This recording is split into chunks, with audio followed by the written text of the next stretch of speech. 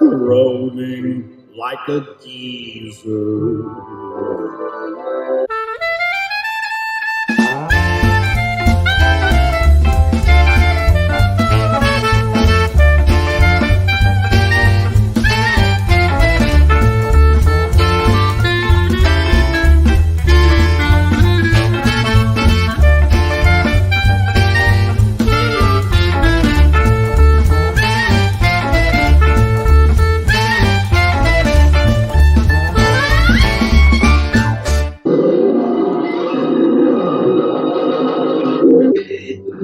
It breathed hard, and a convulsive motion agitated its limbs. How can I describe my emotions at this catastrophe, or how delineate the wretch whom, with such infinite pains and care, I had endeavored to form? You know, that just goes to show you can find anything on YouTube, and I certainly did. Welcome, everybody. It is time once again for Graybeard's Studio. This is episode number 83, and we are going to celebrate the man, the myth, the living legend, Berni Wrightson. But not going to do it alone. So let me bring in my co-hosts today, and let's get things cooking. He allegedly lives in the hot Badlands of New Mexico. Please welcome David Williams. Hello, David. Those swamp coolers kicking in? Yeah, not as good as a air condition, but you know, it's doing what it has to do. But you know, this show is just bereft with technical difficulties. You have lost your air conditioning. We'll get to Kelsey in a minute, but before we do, let's bring in somebody who's always sweating, whether it's hot or cold. It's Gary Martin. There he is. Hey, Gary. What this, Aaron?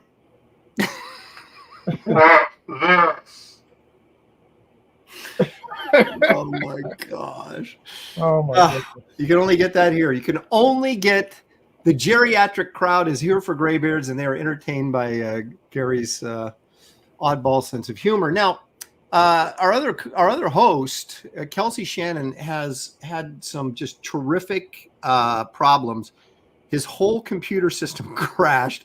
He is completely living in the swamp off the grid, and he's trying to get everything fixed. And that's why there was no. I didn't get the Kit Carter pages for a while, and we haven't had him on the show for a while.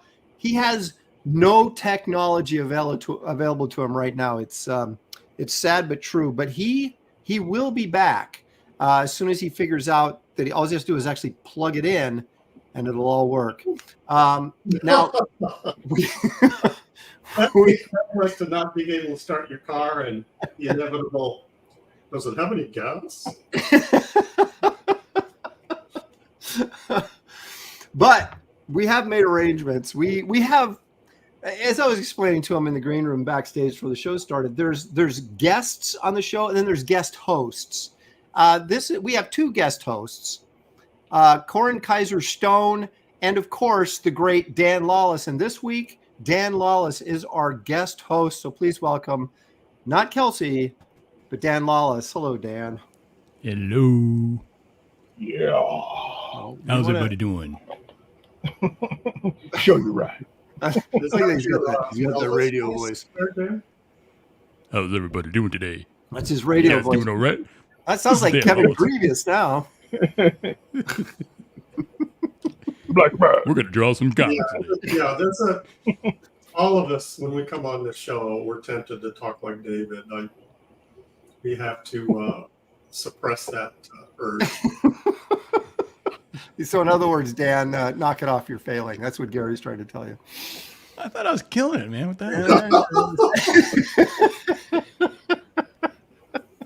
I can talk like my normal voice again. Oh my gosh. That's All right. When I turn the radio off, when I turn the show off, I go back to, yeah, how's it going, guys? Yeah, back to your real voice. And as soon as I come on the air, it's like, hello, everybody. Well, it's like singing in the shower, right? You think you sound great until you get out of the shower and you start singing. You're like, that doesn't sound so good anymore. Not so good, yeah. Let's check the chat, see who's joining us, and then we'll do a round of show and tell. Then we'll talk about what we're going to be drawing here. But first, Biblia Bob is here all the way from across the pond. Duck Bacon. Repairman Jack. He said, look, I don't know what I'm being accused of here. He says, I just hope this vote was straighter than the 2020 election, Aaron. I don't. Okay, Repairman Jack, you hit the nail on that one. Hang on. Okay, look at, there was no, I just posted the poll and you guys made the decision. So that's true. The chat was in control of this, not you. That's right. That's right. There was no cheating. I didn't have my thumb on the scale. I can't even vote since I posted the poll. I can't even vote. Dan, what did you vote for? Oh, Wrightson. Gary, what did you vote for? I voted for Neil Adams. Okay. Dave? What? David? Sexy women. Okay, that would have been Neil Adams, I maybe, don't know. then, I guess? I don't know. No, I did vote for Neil Adams. It was Neil Adams. Okay. Well, it was close. Anyway, Ignite's here, John Without an Age, Pantheon, Citizen Ronan, Wesley Gleason. I'm here for the art, the laughs, and a possible Sasquatch sighting. Well, you're not going to get one today, but next week, hopefully. Captain Bipto is here. He wants to know where's the beef. Birdman Burr is joining us. Daniel Russell, Headless Bourgeoisie, Nordic Nerd. Angela Curry, of course, is here. Saying hi to everybody in the chat except us. It's our show. That's pretty disrespectful, I think. Yeah, when Angela shows up early, she kind of takes over, and we're just, we're her co-host. I know. Well, maybe I should do something about that. There you go. Not to a girl. You can't hit a girl. Yeah, I do it to anybody. Where's there's a female equivalent of that. Yeah, where's Queen Mickey? What's her name again? Queen Mickey. Yeah, Queen Mickey. Where's she at? I haven't blown her up in a while. Repairman Jack. We already said Ronan's here. He says, during What's Gary's Beef, find out which supermarket employee he made cry this week. So that's kind of a little teaser maybe for What's Gary's Beef today. We'll see. Marcus cut down on ruining people's day. Yeah, well, I was going to say, you're not going to be able to shop anywhere if you keep this up. Yeah. Marcus Killer Group, purveyor of all things pop culture knowledge, is joining us. Sean Willits, read Wraith of God 1 last night. Read Wraith of God 1 last night. 10 out of 10. I don't know, Gary, but I don't think you can get a higher rating than that. I don't either.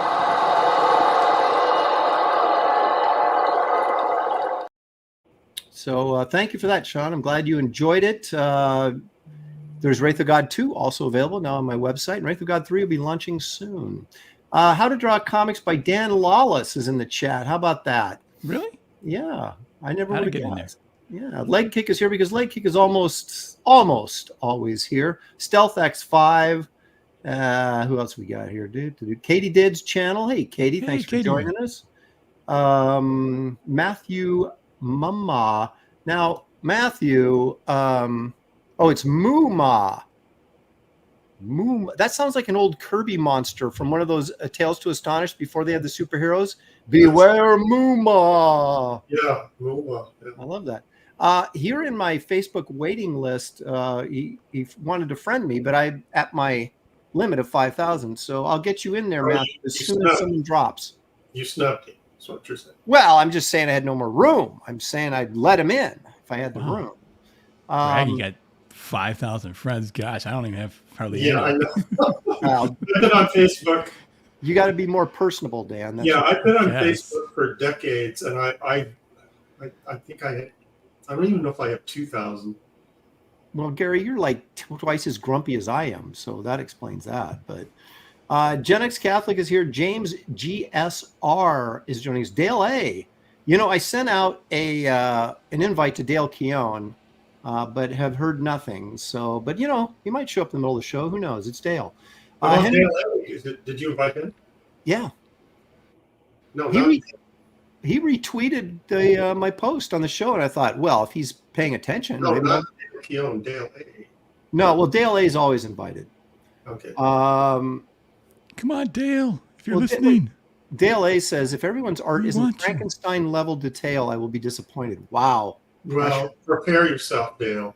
Yeah, prepare yourself for disappointment and a lot of it. Stealth X5 for $2 says, hello, Stealth X5. Thank you for joining us. Let's see, anybody else in here that's I haven't mentioned yet? Oh, Chris Maycock is here. NPC Oasis.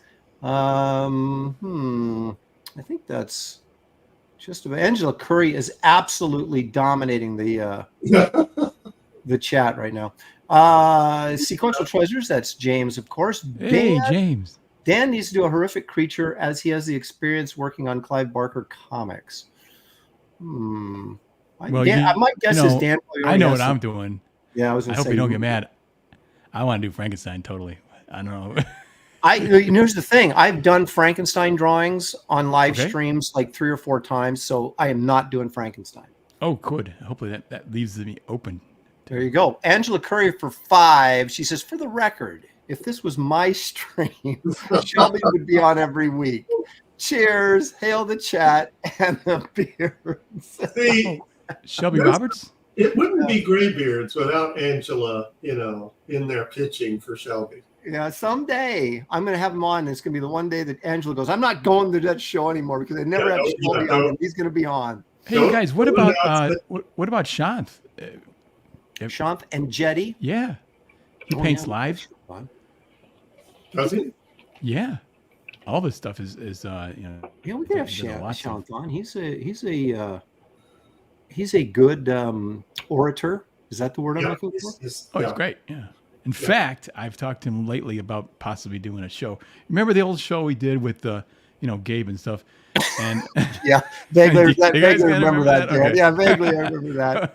I hate to bring it up, but I did love the subject matter. We went through an artist, pick an artist, J.C. Leyendecker, and something like that, and then just delve into it. But I always wanted to, Gabe kind of tended to dominate the conversation. I always kind of wanted to really explore each artist and maybe do some drawings and sketches and do it much more like the way I do my YouTube channel where I draw live, like we're doing now, and just kind of explore and sort of study it. And study the technique, learn from it. So, and it's a good idea. I'll steal it from you. Good, because I want to watch it. You'd rather watch the show than actually. Yeah, you did the work. No, but Shant, I mentioned that to him. He's like, yeah, So, but we haven't put it together yet. Geek Avenger says, I didn't vote for Wrightson. That would be like asking Brohawk to draw Batman. Well, if you'd ask if you got Neil Adams, he'd be drawing Batman. The only thing that might have thrown David a curve would have been Barry Smith, but then he would have drawn Wolverine. So I think David's covered no matter what. Amanda B's here. She said Angela should run the show. She pretty much is, Amanda, if you haven't been watching. Paulus Arts, I got Eric Boyd. Hail and howdy the panel and the mighty chat. Thanks for joining us. Let's see here. Scrolling along. Dad's Den of Pop Culture is in there. David Alicia says Shelby's got mad skills. Look at here we go. The Shelby Robertson thing is going crazy. Now, Aaron, do you even know who that is? Because I don't. I looked him up. I didn't know who he was, but I looked him up. He's pretty good. Okay. Henry Bemis, all the way from Oregon, says, I'm officially rooting for D-Wams now because Aaron skipped me. I guess I did. I was going to say, no, I didn't, but I saw your name and I went past it. But I was going to, I was going to say it, but then we got distracted talking. You know how Dan, he just interrupts you and he starts talking and then you blame Dan. And then, well, it's all right. That's why I'm here. Somebody's got to take the heat. And see, that's what happens when you become a guest host. These are the services I provide. We greatly appreciate it. Oh, my goodness. Well, okay. In fairness, though, Henry Bemis came up to my table at the Washington State Summer Con and did not identify himself. He did buy a hat, though, which I was very grateful for. But he did not identify himself. And so now he's mad at me for not identifying him in the chat. Hey, all's fair in love and war, baby. Look at that. Peter Gilmore saying Bernie Jr., blasphemy. Nah. If I said I was Bernie Sr., then maybe. But Jr., that's kind of like, that means I'm underneath Bernie. You guys should get Peter on the show. Who? Peter Gilmore. You should get him on the show. You know who we should get on the show? Shelby Robertson would have been terrific for this episode. It's too bad. Yeah, I hear he's awesome. Who did you say, Dan? I don't even know who that is. Peter Gilmore. He works for Mandy's. He's an artist on Mandy's Super Dead, I think it is. Oh, okay. Well, you know who would have been great with Kelly Jones, but Kelly. you bring his name up every week. I'm just hoping that he's watching and I can guilt him for not responding. Tune in and hear his Him name. and John Beatty. What happened to Kelly? They used to be like in the chat and they would be like, oh yeah, I'll come on. And then I message him and I haven't heard from him in months. So I don't know. I assume they're still alive. I hope they are. There's Amanda B saying Peter Gilmore would have rocked this week. Well, you know what, Amanda? We're going to rock this week. So, and he's in the UK, so it's international relations too. Ooh, that's always good. I think he's in the UK. Okay, well now you don't know, so now you're making stuff up. This could I'm be pretty darn sure he's in the UK. Okay, I just want covering myself legally. This isn't the false news network, Dan. Come on now. Wesley Gleason said Kerry Gamble. He would be good, wouldn't he? I haven't talked to Kerry in ages. I should reach out to him. Yeah, I ate him a couple of times. In fact, I'll reach out to Kerry Gamble before I'll reach out to Shelby Patterson. Yeah, we raise Angela up and then we back her down. Well, if you're thinking of pros, man, could you ever get Brian Bolin on, or yeah, Bolin would never do it. What about Walt Simonson? Simonson, if he would come on, the only thing that would keep him from coming on is the same thing that's keeping Ron Garney from coming on, which is I don't want to draw on camera. Okay. So he might. I don't know if Walt would be okay with drawing on camera or not. Is Dave Gibbons still around? Listen. We could still have those guys, and we could draw while we talk to them. That's true. And we could draw something that they were popular at. Yeah. Well, that's what we do. If we had Simonson on, it would be a Simonson show where we say would like if Ron Garney was on, we all draw Berserk. You know what I'm saying? Berserker or whatever the character, his new thing with Keanu Reeves. Or if Simonson's on, we'll all draw the Thor or something like that. Something that he's super. Well, what would Gary do then? We can't have two people not drawing on the show. I'd still mock you. No, he's still managing the chat. No, I will. I'll start reaching out to some of these guys. I've been pretty lazy, I admit it, but I'll start reaching out to some of these guys. I like the idea of having one person draw and everyone else criticize. That's going to happen. That could happen. Brutally criticize. I think I came up with this idea before, and I call it "Can you take it?" Yeah. And just see how long the artist can last before they leave the show. Well, I mean, that's pretty much what the show is, except it's not everybody picking on one guy. We're all sort of equally picking on each other. Okay. But yeah, that would be pretty heavy. You guys know what Dave Gibbons is up to these days? Is he still around? I don't know Dave. Yeah, does anyone know Dave Gibbons? Gary, do you know Dave Gibbons? I thought you did. I talked to him a couple of times, and I worked with him, but I wouldn't say I know him. I don't have his phone number or anything like that. I call up. Hey, Dave. I got Dale's phone number. Should I call him right now and go, Dale, where the heck are you? I'm afraid I'd wake him up. Do it online. Who's that great inker? Wyachek. What's his first name again? You guys know I'm talking about. Oh, Bob Wyachek. Yeah, Bob Wyachek. What about him? He was great. He inked over Buscema's stuff. I'd love to hear him talk about his Buscema, man. Why do we gotta keep digging up fossils? Let's get some of these new comics. Let us be the old guys. Why? Well, it says graybeards. I mean, yeah, it's true. Let us be the graybeards. We can still bring on some new. Bring in some youth to this show. Is that what you're saying? Yeah, expand our audience a little bit. Maybe you might be onto something there, David. Well, I thought that was me. I'm so young. Well, actually, you might be the youngest guy on the show. Well, I turned 59 a couple weeks back. So. Oh, you did? Yeah, 59. Well, I mean, you're older than you, Dan, and Gary's like 10 years older than both of us, and David's the youngest. Then he's only the youngest one in curls. That's right, in Jerry curls. That's right. Just let my soul glow, baby.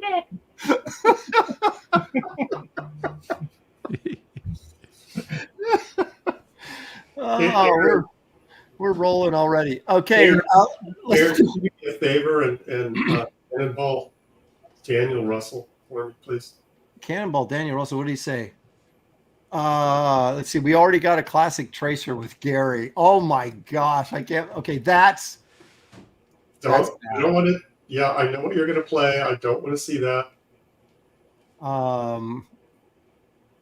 Okay. Logical. Yeah.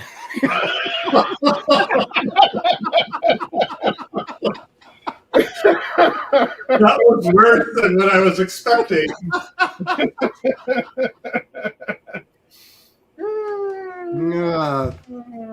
All right.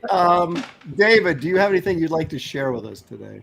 All right. Here we go. Bam. There we go. I'm finished. My rights in peace.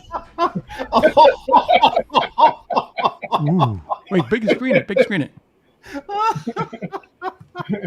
I can't see it. Nice. There you go. I'm done. I think I won. Yeah, that's good. That's a good contender. Kelsey would for drop sure. on us. Oh, That's definitely a rights in hand coming out of the grave. Yeah. that's good.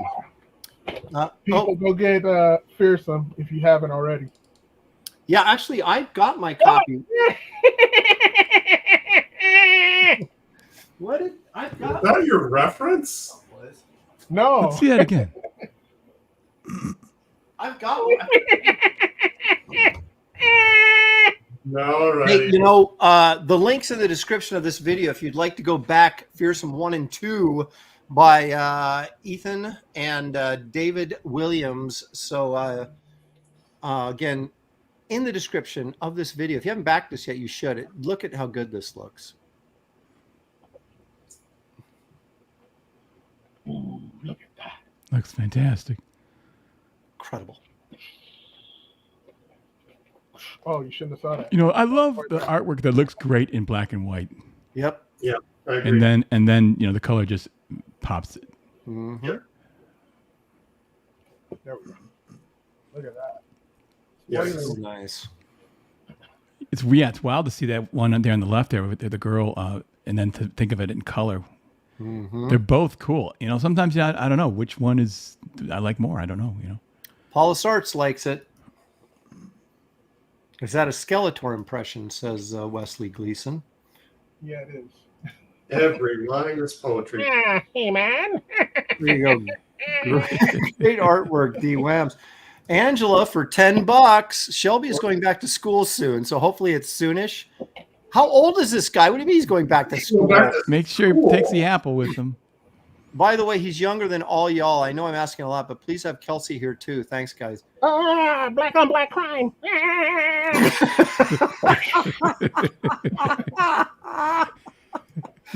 All right, David, thank you for sharing. Oh my God. Gary, Would you give us one of your hand puppet shows? What? all right, Gary. Let's see here what Gary's got. Ooh. Ooh. Oh, nice. Yeah, just showing a couple of commissions. Trying to clear this stuff off my table. I've got a few of my inking book commissions.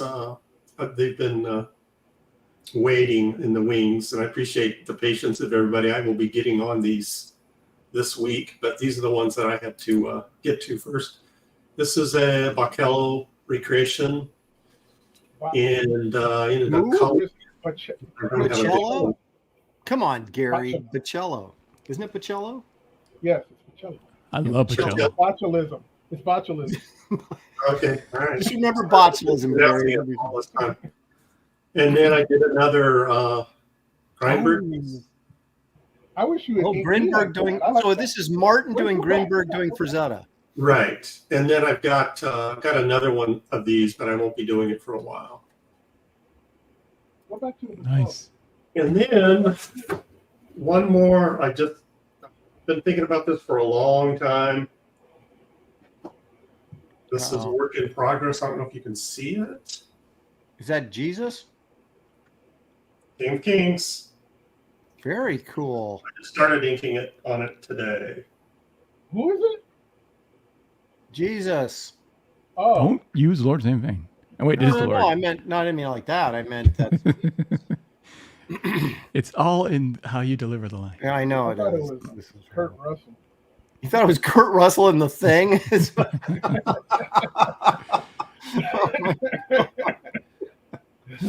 Oh my goodness! All right, Dan, you've got something here. Can I bring this up? All right, this is Mr. Lawlis. Ooh, Ben Franklin is. I did this cover for there's a guy named Sean Salter, and he has this comic book called Silence Do Good. It's a kind of sci-fi story of this guy who goes back in time and steals a young Ben Franklin. So that's a young Ben Franklin on the left there. Okay. And these are his companions that he finds in the time that they're sort of rebelling against the system. Is that Doc Ock. girl in red a Democrat? Why? No, nothing. She's not fat. Gary's she can't be a Democrat. Look how good shape she's in. She's too good looking. I got to say this for a guy, and I mean, I'm referring to myself, who draws pretty good women.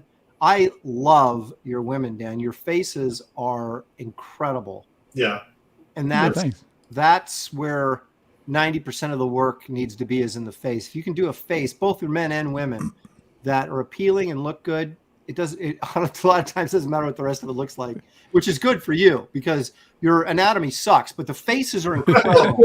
And it just kind of glosses I just realized over. the mistake. I delivered this final art, and my highlights, I pushed them around. They're off. See that on the bullets? And Oh my the glasses. gosh. So he hasn't gone to print yet. I Oh thought. So. no! Oh my! I just got to slide it back into place. See what happens when you use too many layers? It gets I got so confusing. many layers on this thing. Yeah. No, that I just love your stuff. That's great. Yeah. So it's a cool story. It's interesting. So go check it out. If Great anybody can put cover. that in the chat, I think it's at Indiegogo or at Fund My Comic. I'm not sure, Or but something. check it out. And it's an interesting story. It's got some respect to our founding fathers, and so it's quite a good story in that way. It's got some philosophy in it. Sean's a believer and that sort of thing. So Well, really neat book. is he going to get sued by Ben Franklin's estate? Do you think? No, like he's not fatted or anything. Well, it depends on how he's portrayed, right? Are they going up against Doc Ock?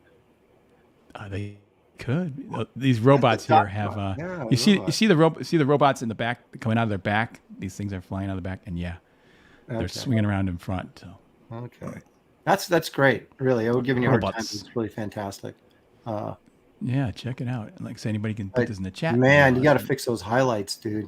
Wow. Nobody can I know. draw chins. Just can't believe Nobody I can draw missed. chins like Dan Lawlis.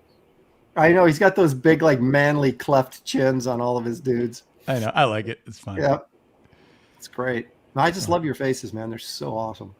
Yeah, Ben looks badass, man. Of course, maybe he was kind of badass when he was younger. He might have been. Got a little tubby in Were his they old drunk? age, but it happens to the best of Were, us. were Yeah, they, like were they drinking before they went on this adventure? Because they all got the red noses. Of course. How am I supposed to get through one of these horrible situations?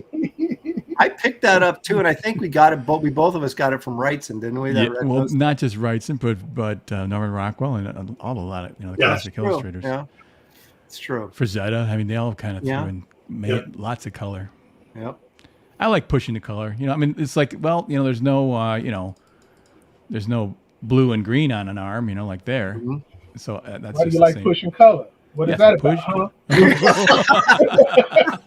I like pushing the colors around.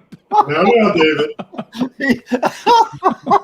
Did he say he liked pushing coloreds around? The colors around. Wait a minute. Hang on a second. Wait a second, you guys. Listen, tell your friends if they're not here right now, because the legend has shown up. Please put your hands together for that rock and roller himself. Dale Keown is here. No way! Whoa! Hi guys, Dale. What's up? how are you? Each and every one of you. Gary Martin, good to meet you Thank finally. you. Thanks for getting here. Oh, Yeah. oh, so awesome to see you, Dale. Hey guys, who is that guy with the blank? Oh, that's Dan. It's me. It's Oh my Dan. God, how about? Oh, okay, all right. Is that who is that? Dan is down there. Yeah. David Oh, it's Williams David is below Williams. me. Hi, David. Hey, how's it going, buddy? How are you, man? Good to see you guys. All right. Thanks for the invite. It's been a while. Well, dude, we Did you wanna bring your see- pencil, Dale? Yeah, you're gonna draw, aren't you? I don't know. Dude, you can draw on your Set lap. up for it. You can draw on your lap. Get Dude, your it's number two Wrightson. pencil out. I'm sure It's you got one. Wrightson. Yeah, Yeah, yeah, just yeah. draw a little bit, Yeah, hold yeah. it up. It could Right. be a headshot. It could be a, it doesn't Yeah, have to be just come something on. complicated. Come on, Dale. The people are I'm yelling. not. for it. They're I don't like to screaming. make promises. That All right. my butt doesn't make promises. No, wait. Okay. I don't. Don't promise I don't me. write checks that my butt can't cash. Say what? Yeah. You can mime that you're drawing, and then at the end of the show, hold up a finished piece that you did a while ago. Yeah, Years ago. it's all. I a might sleight be of able to hand. do that. I might be able to pull it up. Or, like I said, Dale, you could just sit back and heavily criticize everyone else That's right. You in have- every way. I don't know if you know me, but that's not really like me. No. Oh, here's where you start. I'm full of compliments. I want to And build. you could be But if somebody asks me a question, I'll be honest. evil Dan. Me. Well, I'm not going to ask you what you think of my sketch then. Well, your sketches are great. Well, always great. What are you talking about? Dale, everybody in the chat is begging you to draw, so I don't want you to feel pressured or anything, but draw a little something. Come on, You we're know, I'm really- celebrating Berni Wrightson. Come on. I'm comfortable drawing online, but not when Dale's watching. Oh my God! Come on, I was going to say the same thing about you, Dan. Yeah, no pressure now. That's yeah. right. Oh, look at that. Let's pull up some Dan artwork and rub it in. Yeah. Look at that. I Need know the it's Dan nice. critique show. It's so nice. Let's see. Best name I can think of for $1.99 says draw Dale, give into the peer pressure. There it is. Look at that. He's in paid money to say that. So Well, okay. Can I ask Dale a question? I didn't know there was money involved. Yeah, wait a minute. You have Well, there super is. chat. He brought up. Yeah, there is for us. You're not. Yeah. yeah, We don't work for free. Oh, A lot of people think that. saying ass, grass, or gas. all right. I got a couple things to share too before we get rolling here. So let me dominate the screen for just Yeah, a moment. please, Aaron. Please dominate the screen. You're not as cool as Dale.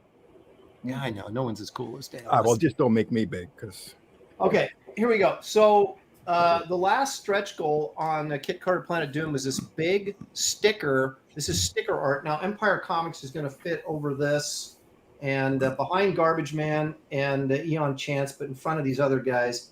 And so say Empire Comics right here with the logo and this big sticker that you can stick on the front of your comic book box. So that is the last stretch goal. All I have to do is fill in the blacks. That's pretty much done. Also, here's my cover layouts or roughs for Wraith of God 3 Fear Hollow. Whoa. 1. oh, that's Wow. Okay. great composition. Now this one is this is in pencil stage. I was gonna have the Wraith down here, but I don't think I will. I think I'll just make this an Esther solo cover where she's kind of on the ground, maybe holding the shotgun, and the Headless Horseman is riding up on her. So Yeah, that one sucks. huh? I said that one sucks. Okay, thanks. I'll work on it. And then You know, John Mayall may have a few things to say about that horse there. we're going to do the EC tribute cover. And horses are hard. So you're going to have the Headless Horseman. Oh, I love that. I love how you do that, Aaron. Thank you. And I don't know if that pose is finalized here for him, but you'll have Wraith and Esther sort of the moon behind him and the hand holding the decapitated head. And then, of course, featuring our characters here. The three circles. I love that. Yeah. So there you go. Those will be the 3. And then I've got a painted cover by a guest artist who I won't reveal until the campaign goes live. But there you go. That's what I've been working on, as well as getting Kit Carter done. Do I know who that guest artist is? You know who it is. You've seen the piece. Okay. Okay, yes. Awesome. You guys are going to be blown away. It is a nice piece. So, all right. So, guys, what are we drawing here? David, what are you going to do? I'm going to draw a portrait of Dale Keown in Berni Wrightson style. Wow. So Cool. I can picture that. You can only Yeah. get that here, folks. All right. What do you, Dan? You said you're going to do Frankenstein. Yeah, I got it. Oh. Are you going to do Karloff version or? I think I'm Bernie's- going to try to mix in the his modern one, or Bernie's, popular one. Of course, you got to do it's Wrightson. So, Dale, you're feeling pressured right now. If someone said to you, "Hey, could you do like kind of a Wrightson-inspired sketch?" What would you draw? What do you guys do? You're all drawing Frankenstein. No. No, We're no, all- no. Whatever we anything want. that Wrightson drew, you can draw. Like you could do the Hulk. Wrightson did the Hulk. He did the Thing. He did Batman, for crying out loud. Right.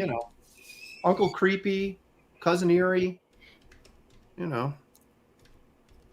at Dale. Right. He's No, like, I'm just he's thinking. Henry Jeremek says werewolf. a werewolf. Oh my Yeah, god. look at that. You got to do a Wrightson werewolf, though.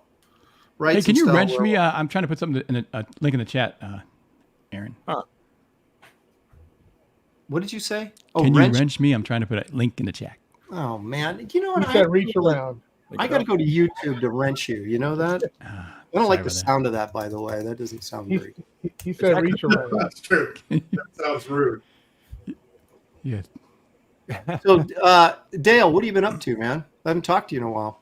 Yeah, I've been working quite a bit. On what? Gosh, it sounds like you're. I've done cracking a covers, whip here. but I can't talk about it. You can't even tell. I know you can't show us, but you can't talk about it. No, I can't. Well, I could talk to you about the process, which is always the same. It's always the same shit. So you got a pencil, and then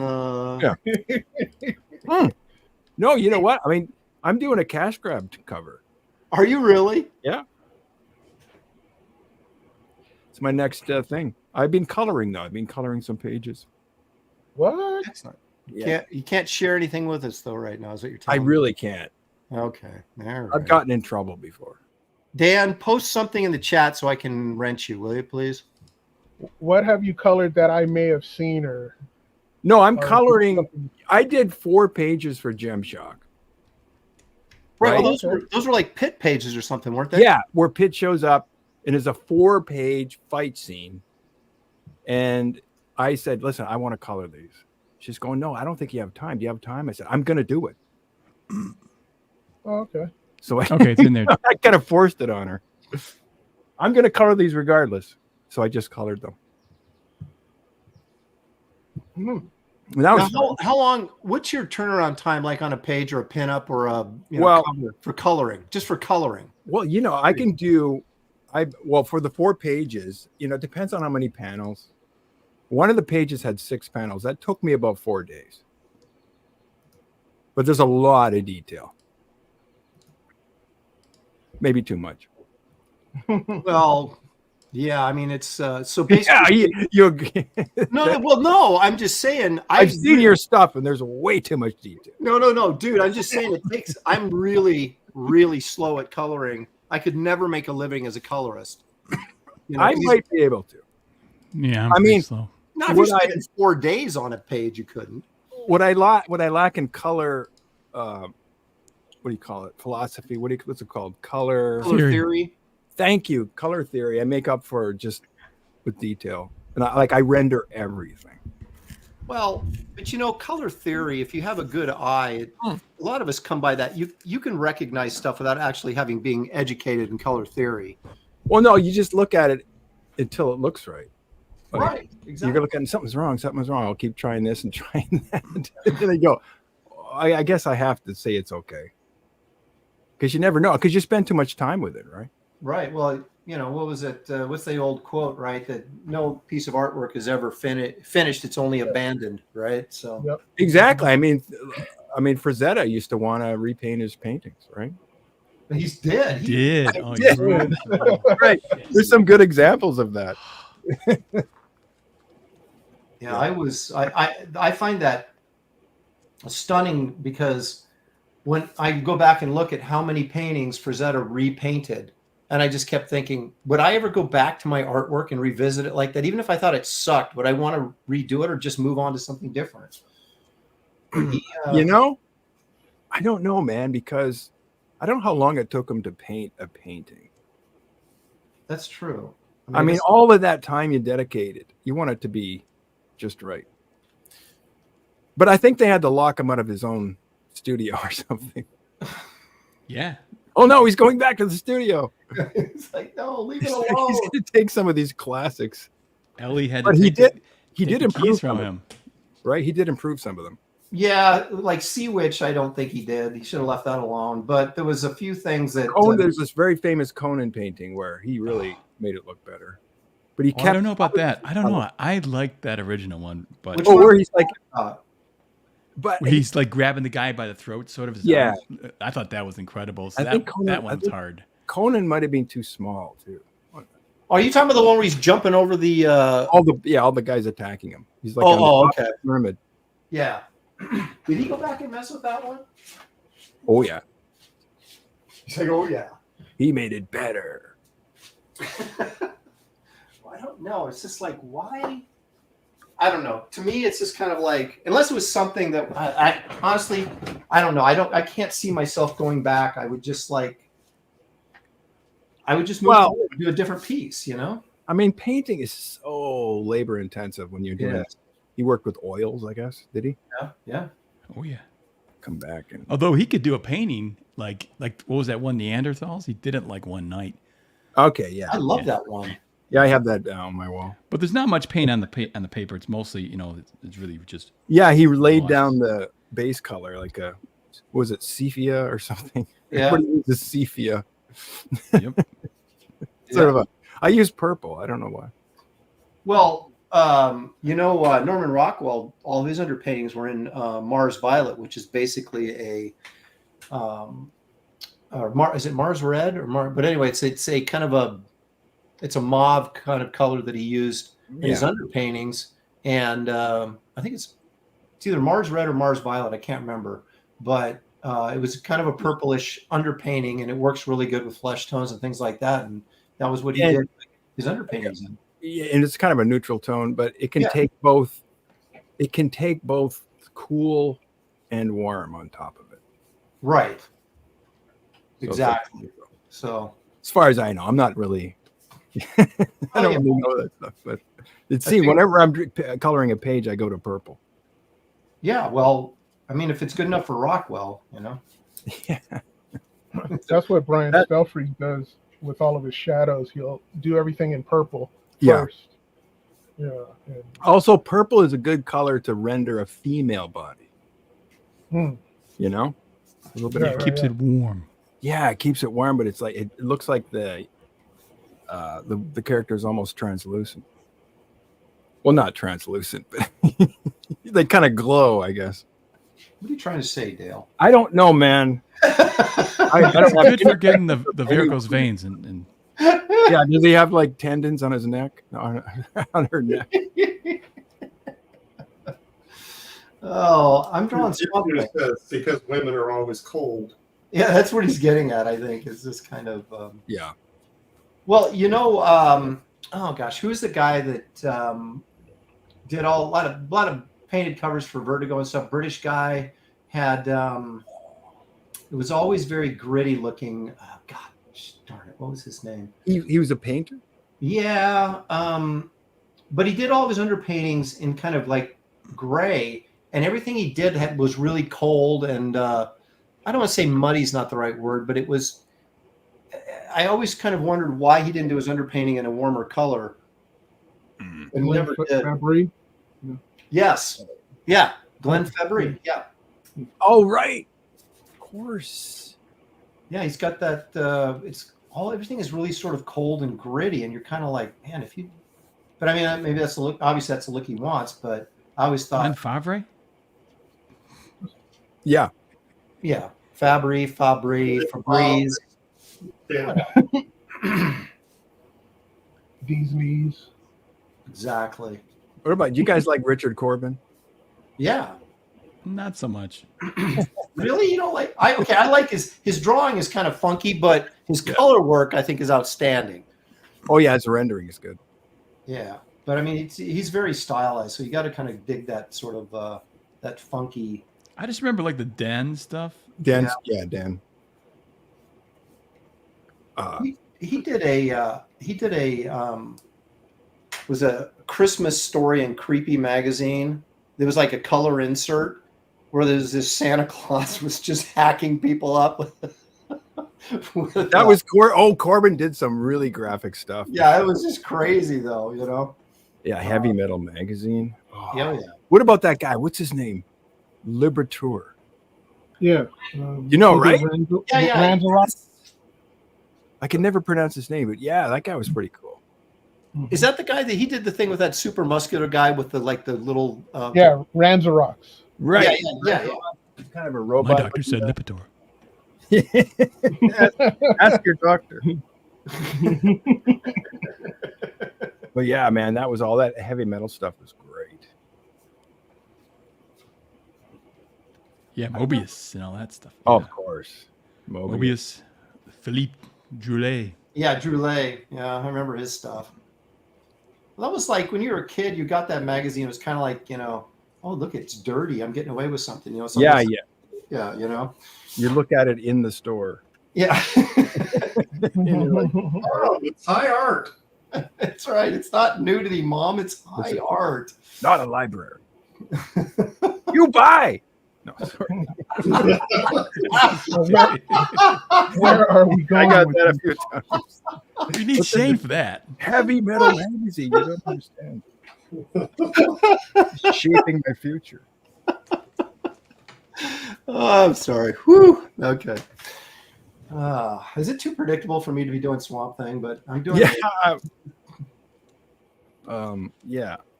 I don't have that fan. I wish. No, it wouldn't matter. I can't switch between cameras. I got one USB-C adapter.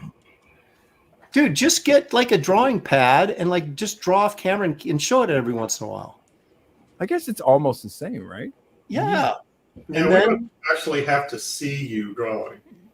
Yeah, I was going to say, you could really swap out stuff. All of a sudden, you got a beautifully drawn feed. Like, well, hey, yeah, wait a minute. You couldn't I'll have be done right that. back. I got to go to my art room. he's gonna go grab a Hulk cover. Hell, I have this. I don't know how I got it. It's like this rough Wrightson sketch. It's about this big. It was for the Batman stuff. Remember when he did a Batman story in the sewer? Yeah, Yeah, it was from that. It's an unused, and it's really loose. But I don't know. I just wanted it. I traded some artwork for it. I was going to bring that up. He did most of, even in his early years, like in the 70s when his sweet spot, he did most of his work in the inking. His pencils are all like you know that plop story he did with the guy with the frog legs. That was the big fat guy was eating the frog legs, and all these frogs with no legs attacked him at the end. And but we had some. I don't know, Gary, if you remember or not, but back in the studio days, we had someone brought in some Xeroxes. I don't know where they got them of his pencils from that story, and they were really loose. I mean, everything was there, but like the line work and stuff was just sort of indicated, and then he just went in with a brush and did it. Yeah, kind of like Ethan does. It's like a loose blue line right to ink. Yeah. Wow. Exactly. I guess he knew what he wanted. Right. I mean, you got to be pretty. Did you like the? He did a Hulk thing. Remember that? Yeah. That was good. Oh, yeah, that was fantastic. That's Aaron Jim Bleeker. Starlin wrote that, right? Right. It was They wonky. sold out the universe for some A1 steak sauce or something. Something like How that. do we end this? I don't know. There it is, right there. Look at that. Yeah, I have that too somewhere. I liked his thing. I like how he did the kind of lumpy brow he's got going here. Yeah, kind of. Yeah. curvy. Exactly. Yeah, it's Kirby with a little And bit extra it looks like it's actual watercolor on top. Yeah, it looks like he painted this. Yeah. They didn't have Photoshop back then. I wonder what he got paid when he did that. It's a good question. Probably good I have amount. no idea what the rates were. He was He in his must be prime, getting though. top rate though. Well, what was your Dale? What was when you started the Hulk? Do you remember what your page rate was? Oh geez, I had it's the first rate you get. I can't remember. It's like they're kind of trying you out. So it was like $78 a page. Yeah, 75 or 80, something like that. Yeah. But that was 1987 or 88. Yeah. Yeah. Right. I got more than you when I started. Oh, I mean, it went up. Yeah. It No, came I So was I was probably getting top rate when I quit. right. I would imagine so. But when you started out, it was like $75 a page. That's what I got. And I started about the same time you did. I would have probably done it for free. I know. So You know what I mean? I was so tickled that I even got a job. I was like, really? You're going to pay me? Yeah. You pay me? Yeah, what was the time span between you getting the starting rate and you getting top rate? I think my rate at the end. Oh, geez, I don't remember. No, I mean, how long did it take you to get the top rate? Oh, geez. Not that long, actually. It kept going up, and then it was over 100, 150. So Well, I'm just you were- wondering how many years it took or how long Well, it that's, took you know, to go from the bottom to the top. that's when the Hulk was starting to sell. But there's a normal progress to your rate, you know? Right. So I don't know if they speed that up if the book is selling more or not. Well, I was going to say, Probably not. when you when you got on the Hulk, it really took off fast, and I'm sure that expedited your page rate. Yeah, I think that's what happened. I don't remember. That was like, Them not wanting to lose you is what I'm thinking. Why you're right, climbing? They didn't want anybody to steal you. right. Maybe DC or something. Right. Wasn't a lot of options back then. But then Image happened, and I quit. Like right when the Hulk was just starting to like climb, you know. Well, it'd been doing well for a while, but I'm sure there was a lot of weeping and gnashing of teeth in the editorial office. Well, they were supposed to give me issue 400, and they pulled it. yeah, I gave it to Gary Frank, didn't I? No, Gary Frank came later. Who was filling in for you? I don't remember. I don't either. Does chat? Yeah, Chat. people in the chat now. I used to hate it when an artist would leave a book and then some person would take over and he wasn't quite as good. Yes. Yeah. And it lasted for maybe 3 issues. That happened with the Hulk. Like John Byrne traded with Mike Mignola. Like Alpha Flight and the Hulk, they traded. What was my They're poem? both good. Well, Mignola did the Hulk. I can't remember my Wait a poem. minute, Mignola did the Hulk. Treasure saying Hulk Yeah, 400. then Mignola did the Hulk. He was doing the Hulk first, and then he traded with John Byrne for Alpha Flight.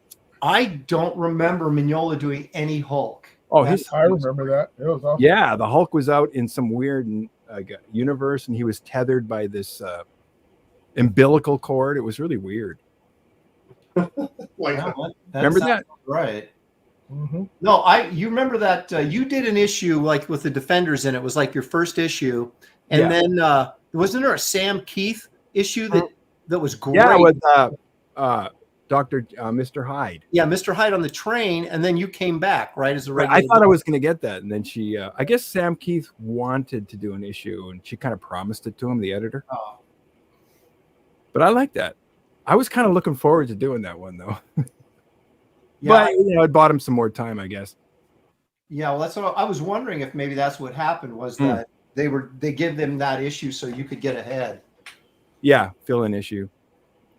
They had to do that a few times.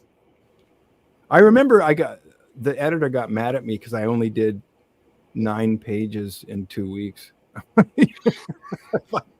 If I could do that now, I'd be laughing. Yeah, you'd be a I was gonna you'd say, be a superstar. I know, girl. it's like, she kept me on my toes. Was that Bobby Chase? Yes, Yeah. exactly. Yeah. She was actually a pretty good editor. She was nice. what'd you think of Peter David?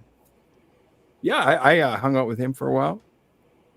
Yeah, I liked him. I really liked his writing. I thought it was good. Oh, his writing as a person.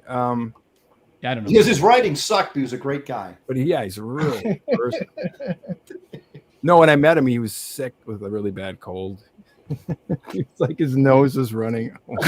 You're like, dude, don't touch my hand. You know, get Yeah. away He just wasn't in the best place. from me. Oh man. So why did you leave and go to Image? Actually, it was, no, listen. Oh, wait. Who corrupted me? McFarlane did. McFarlane corrupted me. Yeah, well, And then Jim Lee gave me a couple calls. Like, I remember McFarlane saying, you know what? He didn't. He doesn't sound like that. But hey, bud. He said we could make $30,000 a book. That was his estimate at the time. And then Youngblood came out and sold what?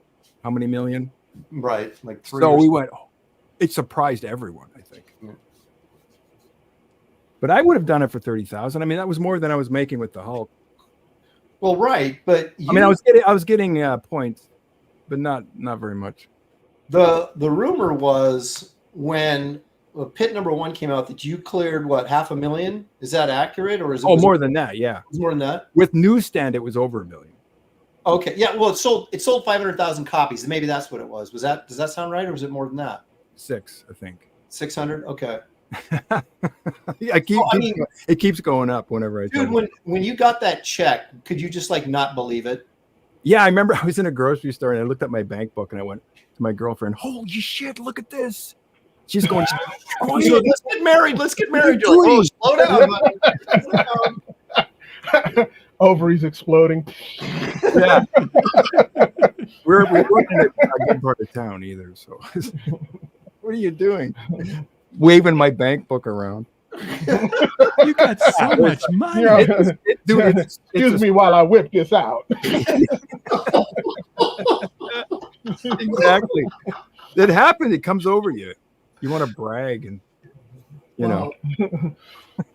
I remember I got my biggest check I ever got was, I think it was $28,000 for working on Spider-Man 365, the black holograph cover. And, oh, right. You got points. Yeah. And I remember I had Shelly take a picture of me holding the check. It's like, Dale, those like 1.5 million. Look at my checkbook, everybody. Yeah. God damn, that direct deposit. You got no paper trail. You know, Gary and I were on a tour of Malibu's offices. Oh, where was they that were launching Ultraverse? California somewhere. Yeah, and your pit pages from pit number 1 were still sitting in their art return. Oh, that's right. They were helping Image out. Yeah, so we grabbed them and we're looking at them. They tackled us, so we didn't get it. Yeah, I guess Gary referred to you as a son of a bitch. I'm just telling you that right now. Because I knew it. Okay, that's coming back to me. I swore at you, Dale. Yeah, he was just like, because we realized you were inking with a brush, and it was just like, are you freaking kidding me? So we stole the pages, and I've got them hanging on my wall right now. Yeah. Hang on to those, dude. It might be worth something one day. I was so a tempted. couple of bucks. I was so tempted to go Gil Kane and steal those, or at least one of them. No. Yeah, that's true, Aaron. I do remember cursing. My integrity kept me. Yeah. Damn your integrity. Well, I don't know if you remember this, but when you were doing the cover for my Wraith of God, the werewolf cover, right, I messaged you because I saw that one of your Hulk covers had gone up on auction on Comic Link, and it sold for. I said, "Did you hear this? This thing sold for $93,000," and your response was "swear jar." Yeah. Gonna fill that thing up. Yeah. Because I'm like you probably sold all that stuff, didn't you? Like right at the time you got it back. Oh my God, the sad story. There was this guy, dude. There was this art dealer. This is back before anybody knew the value of art. Right. Like 80s. It started in the 90s. But so this guy would go into the Marvel art room where all of my art was ready to be returned to me. Mm-hmm. He would go, listen, I'm looking at your artwork. And he said he would like save me some time by buying them off of me. For like this ridiculously low price. And I'm so stupid. I'm going, okay, sure. I could I could shoot myself. Wait, do you remember which guy it was? His name was Mitch Itquist. No. Oh my God! Mitch, No, not Mitch. No. We all know Mitch. Yeah. We all know Mitch. I even think I remember that name. Shit. And some of that artwork sold for a lot. So I didn't know. Well, right. None of us did, right? We just needed the extra money. And we're like, yeah, we'll take it. It was like $65 a page or something. Oh, That dirty Mitch. And we're talking cover, we're talking splash pages, all the juicy Hulk stuff. This guy, Oh, God darn. oh, Mitch. You know, plus when you're drawing this stuff, the artists themselves kind of doesn't, you kind of know how it's done. You're less impressed when someone who sees the full result. And so you kind of go, well, and can anybody do this? Well, no, Yeah, you can't see it for the first time. Again, you never could actually. Yeah. Uh, But I'm saying you don't know. To you, it's like being the magician. You know how the rabbit comes out of the hat. It's not as big a deal. And for them, when they're seeing it, they think it's magic. And so I think we tend to kind of underestimate ourselves sometimes. yeah, absolutely. 100%. Brings up a good point, Dale. Did you know how good you were and how popular you were when you were working on the Hulk, or we just all kind of work on a little hovel and we don't know what's going outside? No, I was just always so worried about deadlines. I didn't think of that. So you were just kind of doing your thing and you didn't realize. Yeah, I was doing my thing. I was avoiding phone calls. There's Bobby again. Oh. I remember once she left this message. She goes, "What the hell is going on?" And I'm like, trying to work as fast as I could. Oh my gosh, that's so What good. the hell? Maybe she used the F word. I don't know. Now, looking back then, we were so disconnected. I mean, you didn't know what the heck was going on, how you were being received, or anything like that. I was happy being disconnected. Yeah. I mean, now we're too connected. Like I miss those days. You just kind of like disappear. And did you did I don't know, I probably told you this before when I had you on my show, like last year or 2 years ago, whatever it was, but I was at San Diego, and this would have been, well, you guys were all you image guys had like the ash cans for your upcoming books, right? Yep. Oh yeah. And there was this beautiful girl standing in my line, right? I mean, back then, if there was a good-looking girl at a convention, it was like, it was like. Well, I did have long hair, so. Yeah, you were a rocker. You were cool. And I might have looked like a girl from behind. I still had all my hair, so I don't know what the problem was, but she's patiently waiting in line. I'm signing stuff like, Spider-Man annual backups that I did, and she comes up to me and I'm like, I go, hey. She goes, hi. She goes, do you know where Dale Keown's sitting? And I went, oh, gosh. Yeah, he's around. Oh, her. Oh, yeah. Now I remember. Yeah, it is San Diego. So. Oh my goodness, yeah. So you were Spider-Man backup stories. You didn't impress her. No. You had no clue. I don't know what it is, but man, every year in San Diego, people stop by my booth and ask me questions. I'm like, do I have an information sign up? It's like, You just have that face. I guess, that kind of. I get that from little old ladies. I don't know why. You got that kindly smile. That's why I grew the beard. Oh, to give you an edge? Yeah. Those old ladies will leave you alone. Nobody bothers me. Well, those old ladies want the bad boy, right? I mean, Yeah, well, maybe. That's why the chicks think you, man. You're the bad boy. It'll backfire on me. So how's your drawing coming, Dale? Good. I didn't realize. No, one thing I've realized though is if you don't practice, it's hard to get back up. Like it takes a little bit of extra work to get back to where you were. That's what we're here for, is to help you practice. Keep your Oh shit! dude, you're busy with some really important projects. You need to keep your rhythm up. So, you're right. See, what's he doing for you then? Yeah. Right. No. If he said really important projects can only be your own. No, you wait. I'm gonna get Dale to do something for me again. I got your original hanging right up on my wall, right back behind. Oh yeah. Let me check it out. Yeah. Did Aaron See that werewolf right up there next to the Yeah, did Aaron fast talk you and saying, hey, I'll just save you some time. You can just sell it to me. I did. I paid him $65 for it. It was sweet. Yeah, it just brought back memories. No, you know what happened was Dale messaged me because I think I told you that I wanted it, the original, if you wanted to sell it. And then you just contacted me out of the blue and said, hey, you want this? And I said, yeah. And it was a little bit more than $65, but I felt like I got a good deal on it. So, well, sometimes I remember things. Dude, I was bugging you for like 4 months to pay you. That's the trick. I'm like, Dale. That's how I remember things. I'm like, Dale, I want to pay you. Send me your info. It took me 4 months for you to finally give me your info so I could pay you. Yeah, you think that'd be the first thing. Man. Oh, good times. That's why you need that girl. A woman will be like, I'll go get that money. I'll go shake them down. That's right. That might be fun. Oh, man. Now I'm the only one not drawing. I know. You see, the guilt's got to be working on it. Well, yeah. What the hell was I working on? You guys remember before dressed up and the first time you started seeing people dressing up at these conventions? The first time was when I went to San Diego and I saw, I'm like, whoa, this is different than What year Michigan. was that? Because it used to be, you went to a comic convention, it was a big room with a bunch of boxes. That's it, long boxes.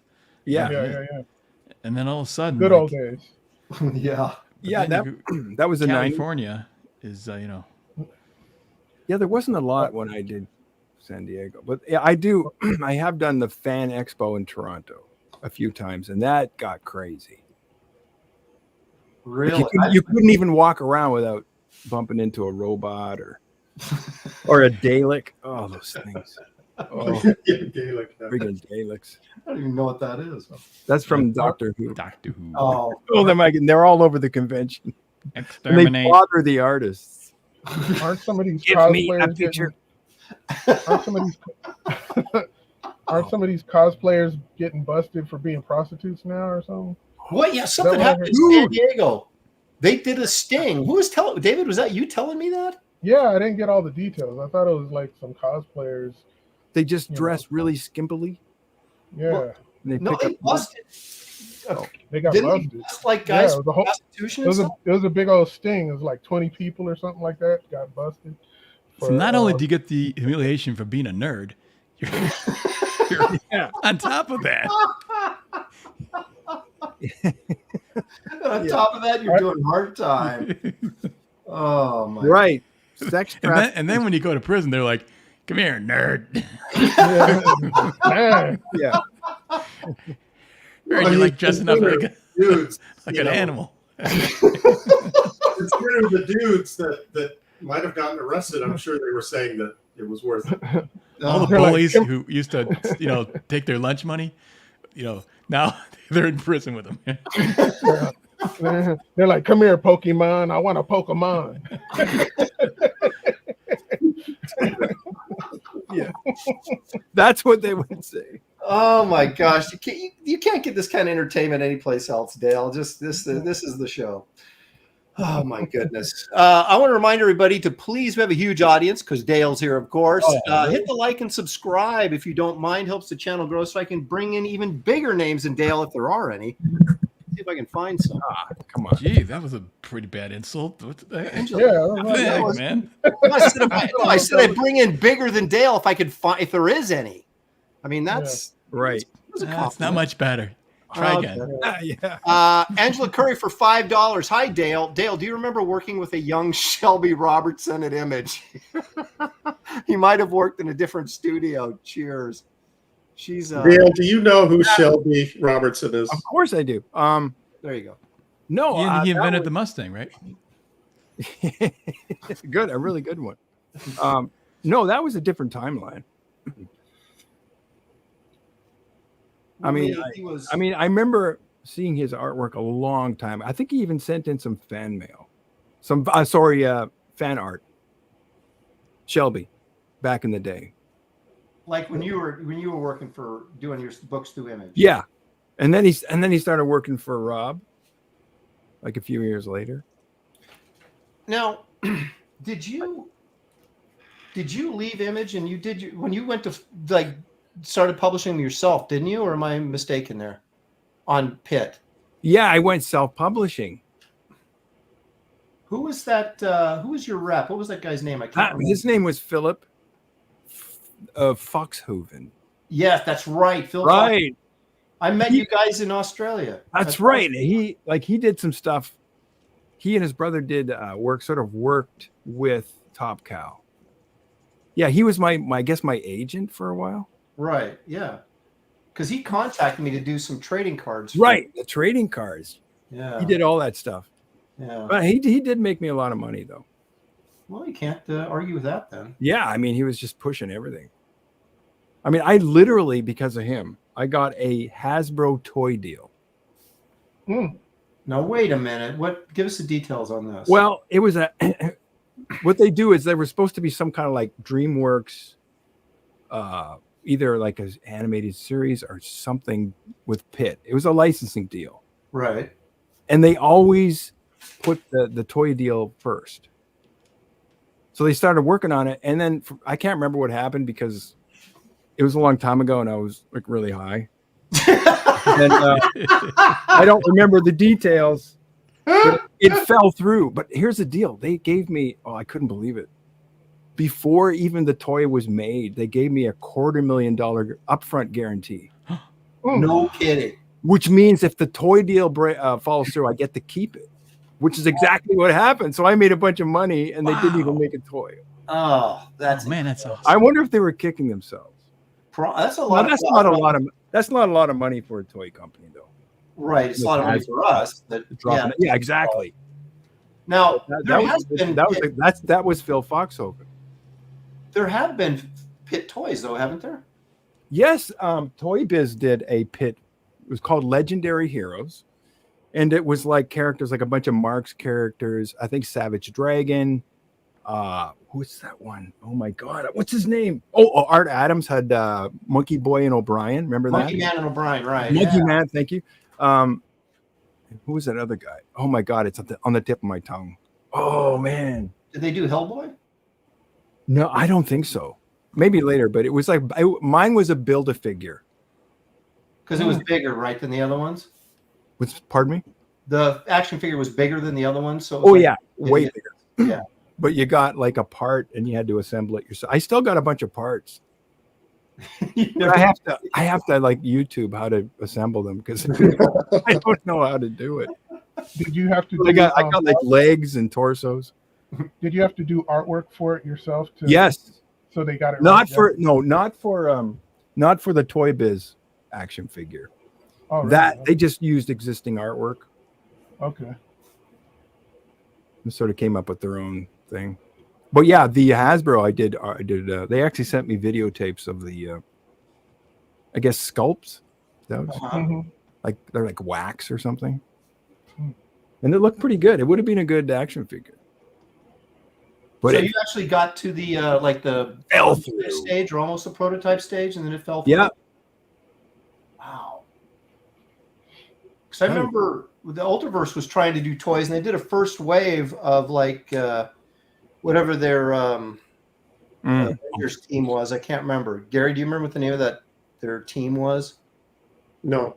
And I was begging them. I said, do Sludge and Lord Pumpkin. I said, those will sell. Those are monster toys. Those will sell. And they're like, no, we got to support the cartoon show. And I'm like, you guys are no. And so they did Sludge and Lord Pumpkin in the second wave of toys. And I saw the prototypes for them in Chicago, like 93, maybe 94. And then, of course, everything went under and they never got past that stage. I was like, those would have been the cool toys. Yeah, a lot of that stuff happens. Yeah, it's amazing anything gets made. It's like a movie in limbo for years. Ultraforce. Ultraverse, yeah, that's what it was. Daniel Russell. Thank you, Daniel. So the question is, did you get as sweet a deal with the toy that actually got made as you did with the ones that didn't? Oh, that's like doing math. Okay.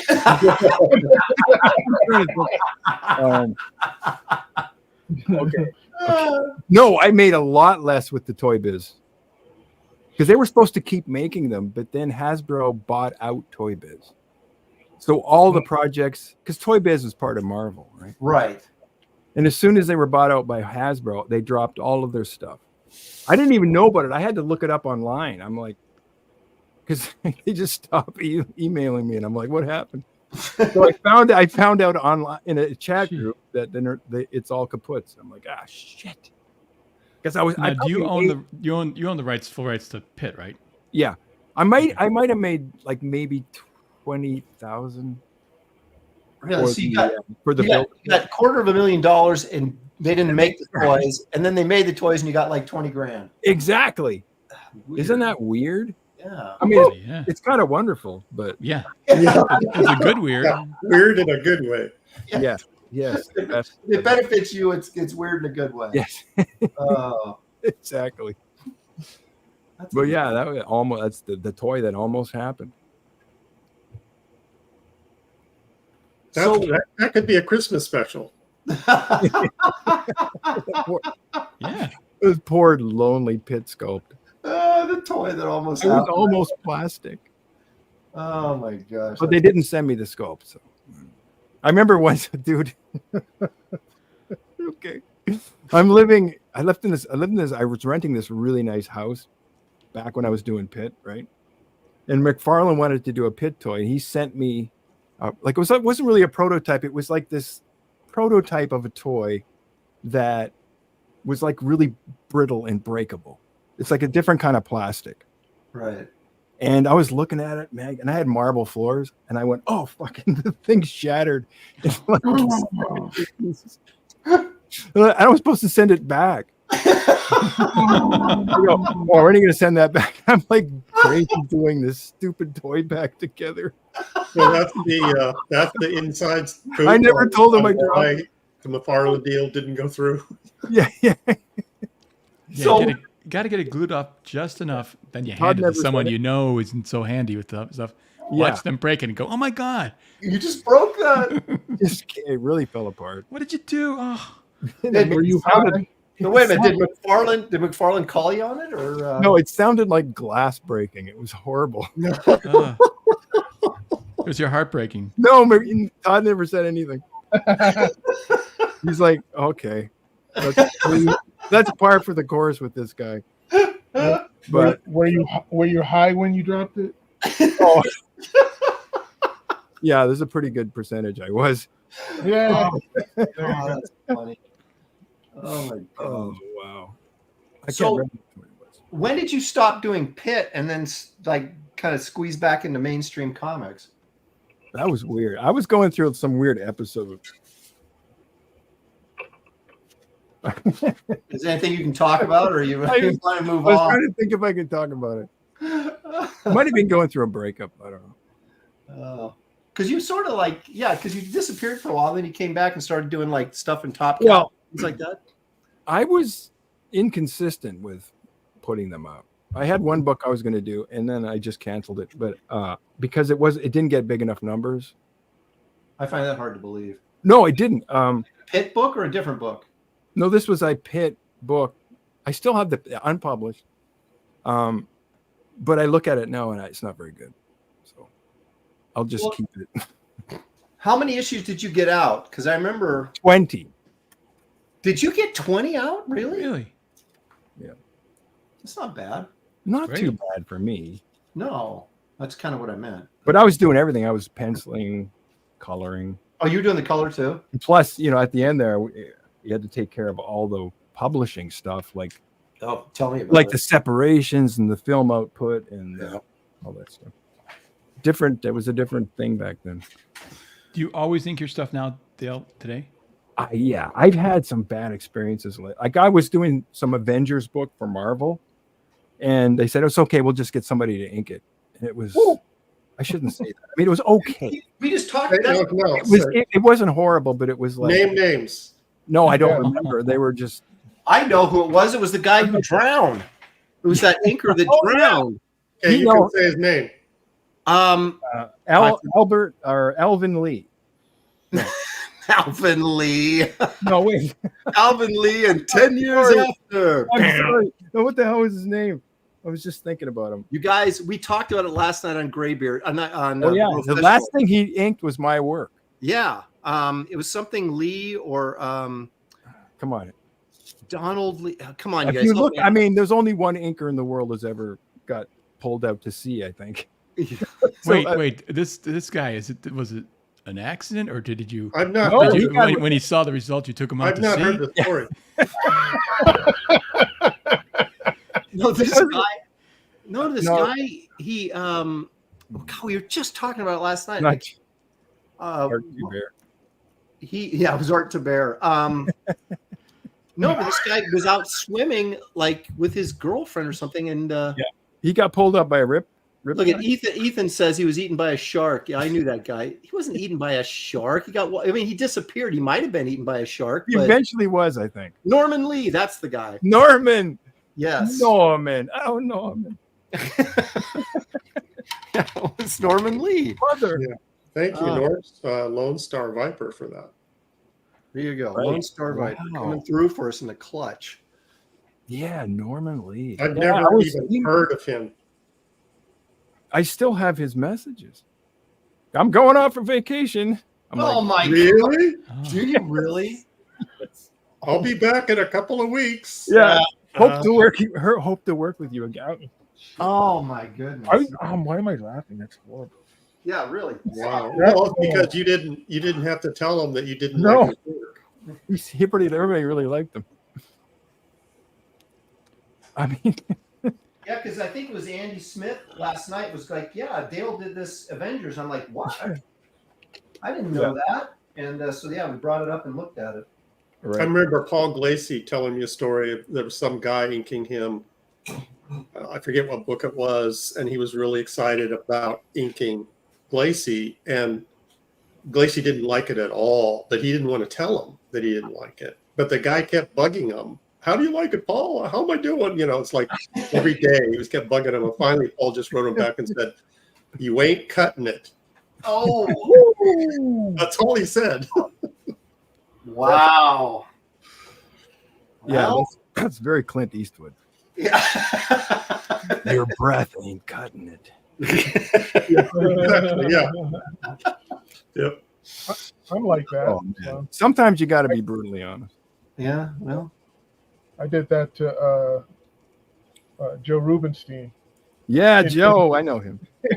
in Yeah. public. He was insisting on getting a review from me while we were at dinner with all these comic Wait. book people and stuff. Oh, no, really? He inked your, Yeah. he inked your stuff. He inked. I did a Prince comic book. The artist formerly known as. Yes. And I didn't want him on it in the first place. I wanted P. Craig Russell because I wanted a little bit more elegant line because it's Prince. He's very decadent, and Joe Rubenstein is a blunt object. It's not that I wouldn't have Joe on something that I would do, but man, Well, it's yeah. like. Dude, I totally get it. So he had to know what I thought. And I think Gary was there, but Brian Stelfreeze, Dave Stevens was at a table right behind us with Jim Silk. And Nice. there's a whole bunch of really great, artists, and I said, "All right, Joe." So I'm not speaking low because he was annoying me. So I was just like, "No, I didn't like it. I thought it was garbage." Oh, And I said, Jeez. it says, how fast did you ink these pages? Did you do them in a day? This is like, oh my gosh. because he was insisting, just that I would have been nice if he would have not been insisting. And I was just like, dude, I told you, we discussed it over the phone, what I was looking for, and you did the complete opposite, And so he went back to his table all dejected. And man, when I turned back around to look at everybody at the table, they were looking at me like, God. Gangsta. Yeah, mad respect. I didn't want to do that, but I had to. He asked for it. Well, you're doing him a favor. He probably didn't think so. No, he No, probably he went. Maybe he went home and got better. Well, sometimes That's a very He is always good. He just Last wasn't full right way for of that looking at it. project. You know? The best people sometimes are people who will be honest. Doesn't Dude, do you any good. I've wanted to quit. Well, most people don't. When they say be honest, they really don't want you to be honest unless Well, it's positive. when they bring, like portfolios at a convention, Yeah. because they're there right beside you, and you're looking through their work. You're going, oh God, I'm trying to look for something good. Yeah. Well, that's just it. You look for something good first. Give them from right. a bone, Right. and then you come in with the criticism. However, Yeah. and then you hit them with the fucking Yeah. book. You know what you could do here? Hey, if I were me, Yeah, that's what what I you would could do try. here. Yeah, it's up to you, but yeah. What I would try is rip it up and throw it away Yeah. You might want to try learning and how start to over. draw, you Yeah. know? Did you think of this? Rip it up. I mean, But- you pencil pretty tight, don't you, Dale? Oh yeah.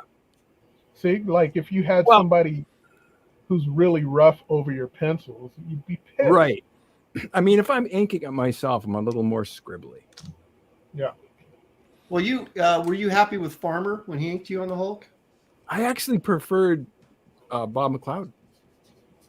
Over Farmer. Oh, wow. huh? Yeah. Really? But I grew Bob to McLeod love. inked my work once, and I felt like he overpowered the faces. Oh, okay.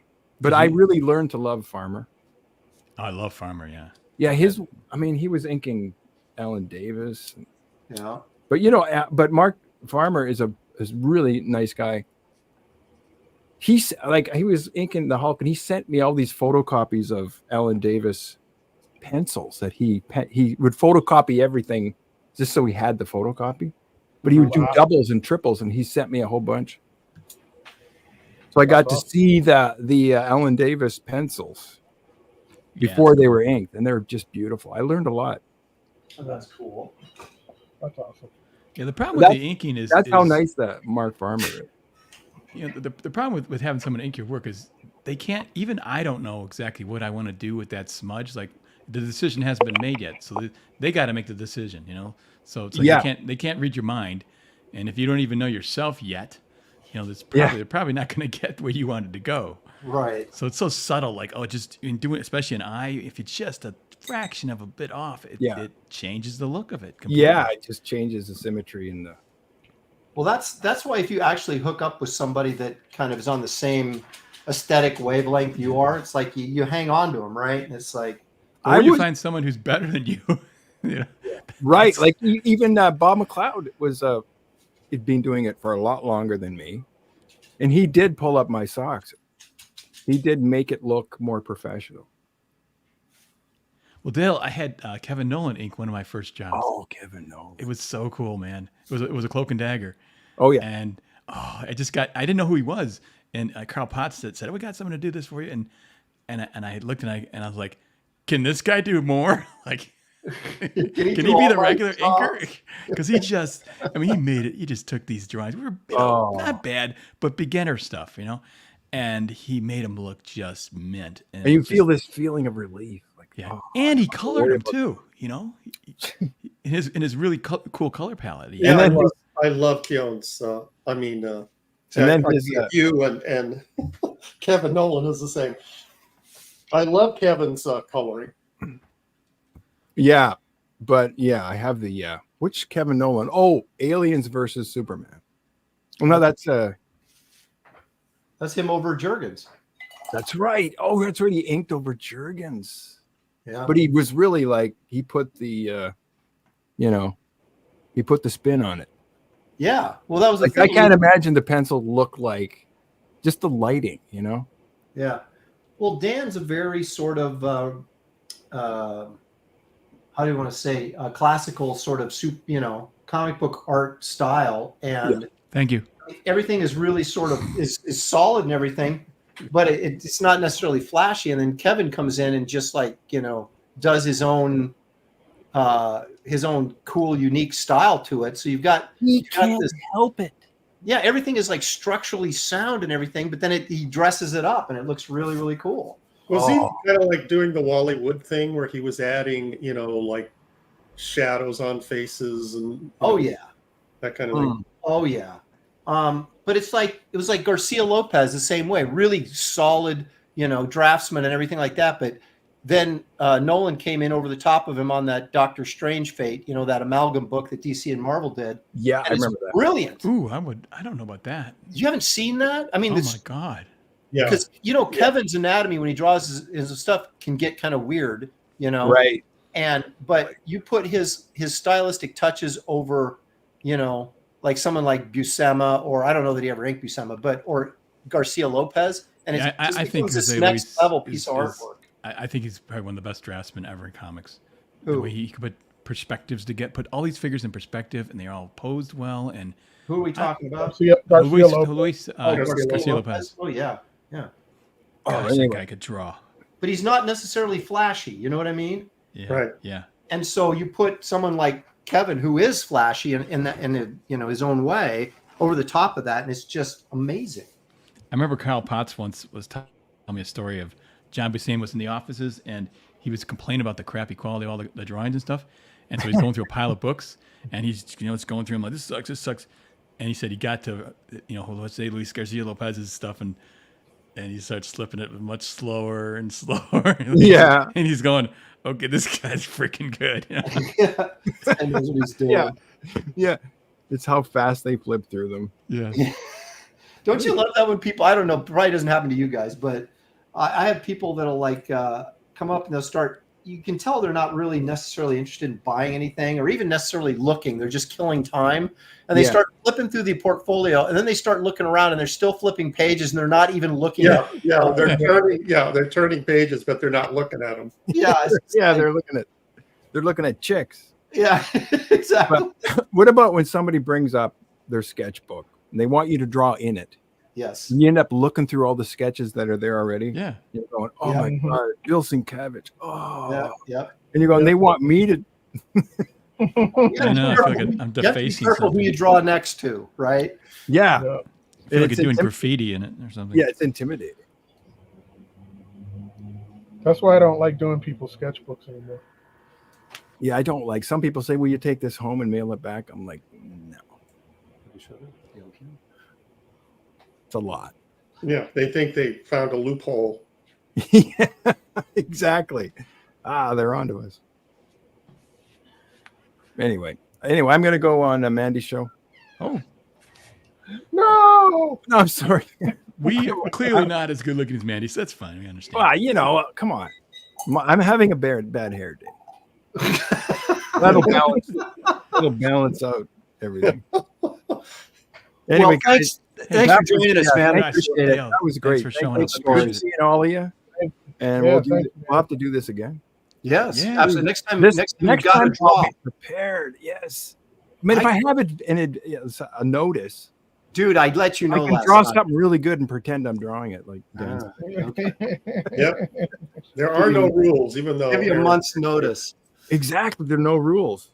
I come from a household of rules. So, anyway, guys, thank you very much. Thanks, Okay, man. Dale. Appreciate it, Thank- man. Thanks for thank you coming for by. the- Bye. All right. See ya. Dale. that was cool. Yeah, that was cool. There you go. Awesome. Right out of the blue. We've got some great stories too. Oh That's, man. So Listen, who that's- else could we get on the show just by dropping their name? Jesus. That would be awesome. If you're not too busy, Imagine. Yeah. Lord. well, it didn't work with Beatty or Kelly Jones. No. I know they don't respond to guilt. I don't, Kelly was like, yeah, I'll come on. I got this vampire book coming out, which has already come out, of course. And he's like, yeah, as soon as it's out, I'll come on because I can promote it and stuff. I'm like, yeah, sounds great. Kept going, Kelly, you ready to come on? Kelly, and nothing. I don't know. Maybe he doesn't check his Facebook very much. I don't know. But, Or, never mind. yeah, well, I'm trying not to think of the obvious. Right. Or you couldn't remember who you were. Yeah, Who's that guy again? he keeps bugging me. Who is this guy? Yeah, him and Shelby. I can't remember who they are. Oh, that was a pleasant surprise. No, you get the legend that is Dale Keown to come in and. Man, I wish he would get another Pit book out. That'd be cool. You got a lot out of him talking about his early days. I didn't know any of that. That was really good inside stuff. Yeah, they do these shows, and they're a lot of fun to listen to. But sometimes it's really good when you get a little smaller group and you can kind of start questioning these guys, and because we've been we same experiences kind of, and know the questions to ask. So it's really cool. Well, I'd interviewed him. I had him on my channel back when I was doing Wraith of God 1, and we did I remember that. Yeah, a 3-hour interview, and it was so funny. He goes, "No, this is your life." And, but it's funny. You interview these guys, you talk to them and stuff, and then you can't remember the answer to some of the questions, and so you're like, gosh, what did he say when I would say bring it up again? It's like, yeah, a lot of times you're thinking of the next question and you don't really hear what he's saying. So, but yeah, I mean, that is, I always love hearing, somebody like that had vastly different experiences than I did. Right. And of course, that you can interpret that as was really successful. What's it like? Yeah, what's it like to have people love your work? Tell me about it. Uh-oh. What was the Monty Python one where he's talking about the girls' skimpy costumes and nudge, nudge, and nudge, nudge, know what I mean? Nudge, nudge. And at the end he goes, "What's it like?" It's Phil Diaz for $5. Thank you, Phil. Hey, Beardos, good to see Dale on and Dan on. Just a heads up, we're launching our next Lost Pages story on the 30th. Psycho Slumber on igg.peacegang. On Indiegogo. Okay, I got you. Slumber on Indiegogo. Yeah, that's not one website. Right. igg.peacegang. Yeah. The peace is like peace out, man. I get it. Right. You don't have to tell me twice. Well, sometimes. So thank you for that, Phil. You know what, Gary? I got to go run and check on something. So we're going to do this. I hope you're ready.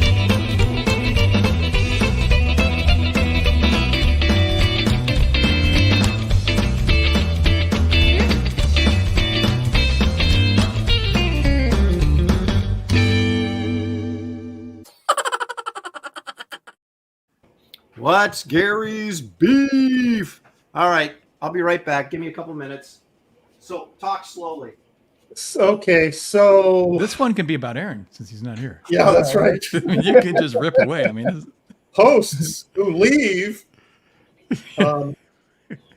This week, my beef is about people who set conversational traps.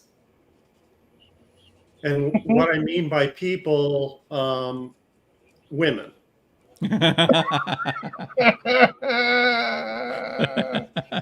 Example. Do I look fat? Yeah.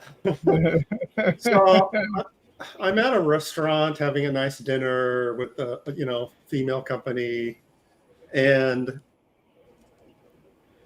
I thought we were getting along, and then she springs, "Hey, look at that girl's butt. Oh my God." So I'm thinking, despite every fiber of my being telling me to turn my head and look, it's not going to turn out well for me if I there's turn no my right. head. It's a Kobayashi. The Kobayashi Maruj test there. Yeah. You win, you lose no matter what now. Exactly. I mean, even though she's telling me to do it, if I do it, I know I'm in big trouble. Well, it's the old damned if you do, damned if you don't. Exactly. So I tell her, you know what? I'm here with you. I don't need to look at somebody else's butt.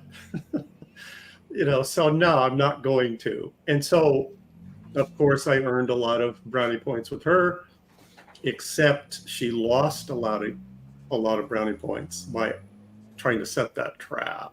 Mm-hmm. So You ladies out there?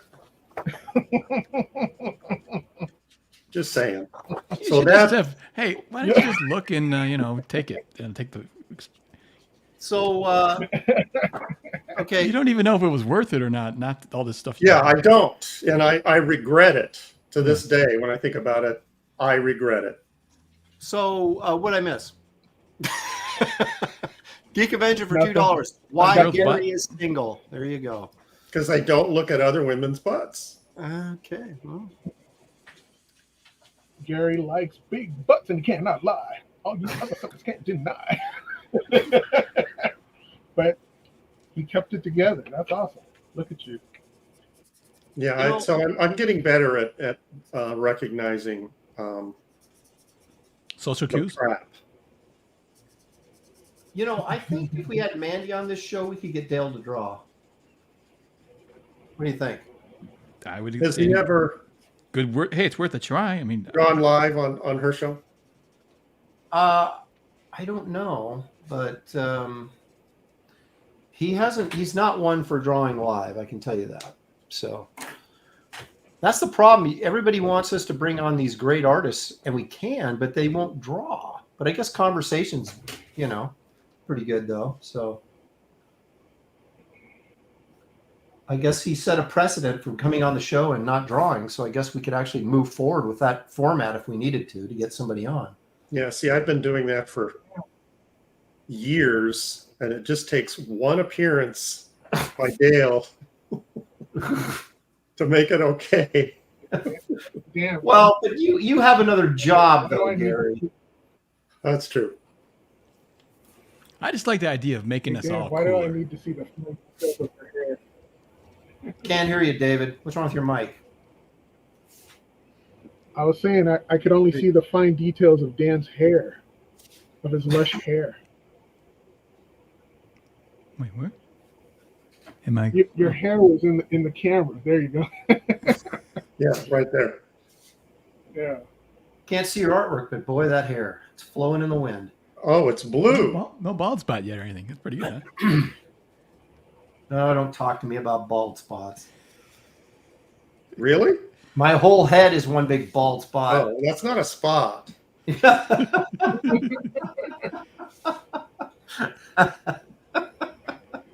You lousy son. Oh my goodness. Well, anybody seen any good movies lately? Well, let me rephrase that. Has anybody seen any movies lately? Deadpool. How was it?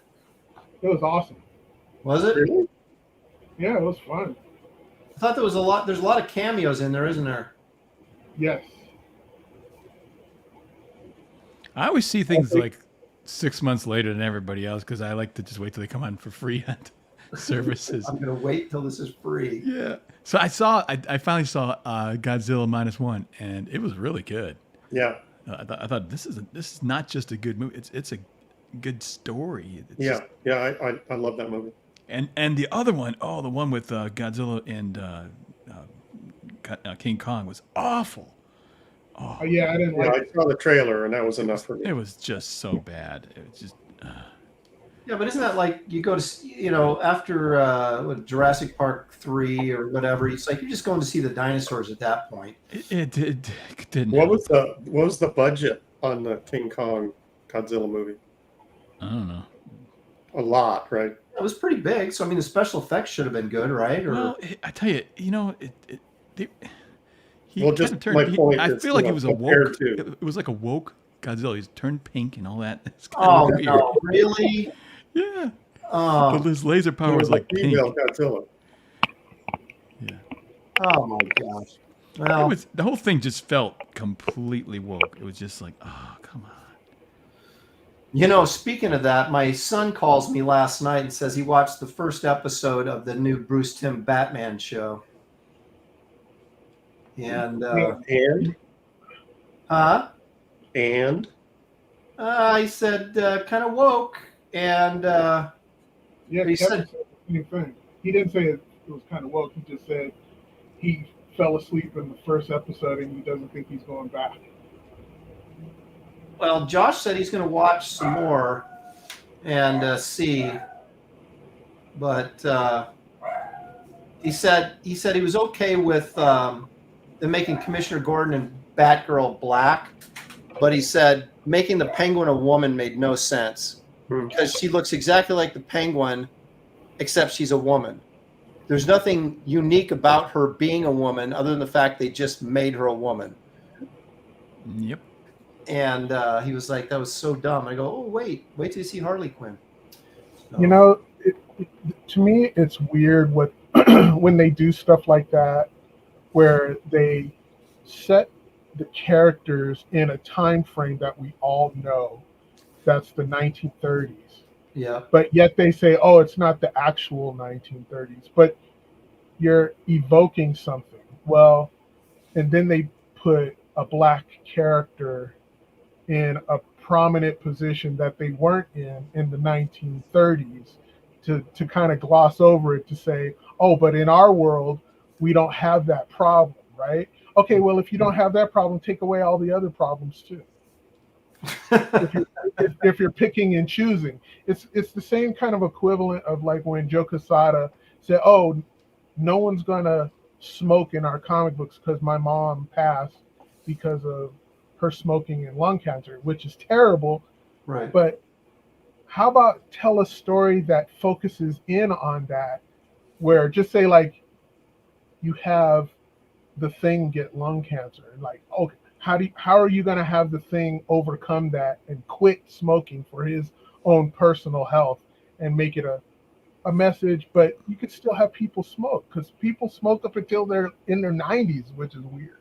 Yeah. You know, I don't smoke, but don't take away one thing totally just to say, okay, I'm going to remedy this thing in this world. Well, remedy all the other things. How about remedy rape?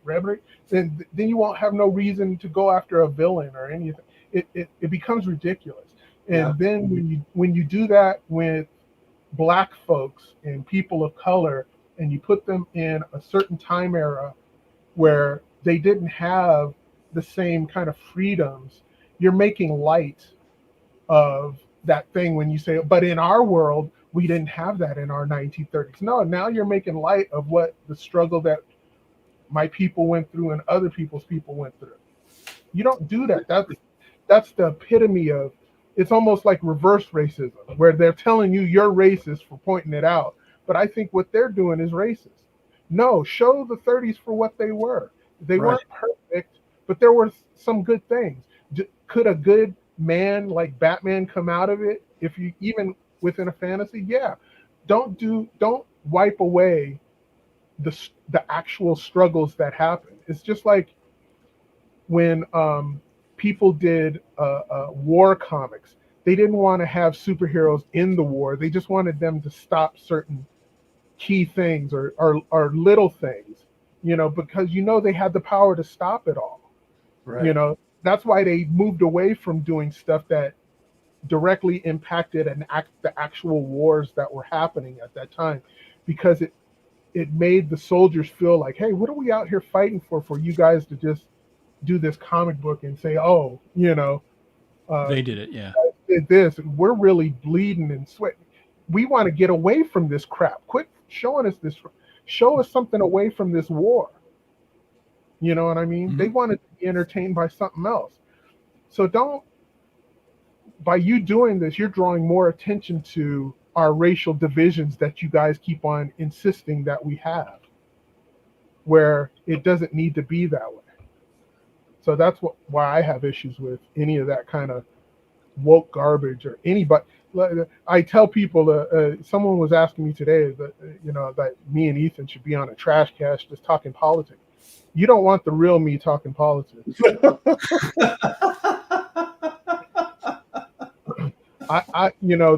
tame me is on Twitter and all this kind of stuff, and that's pretty rough, and it'll peel your skin off, as it is. But when it gets into this, stuff with the cartoons, it just totally irks me where they're just destroying this stuff. It should just be pure entertainment for everybody. Mm-hmm. Yep. You know what I mean?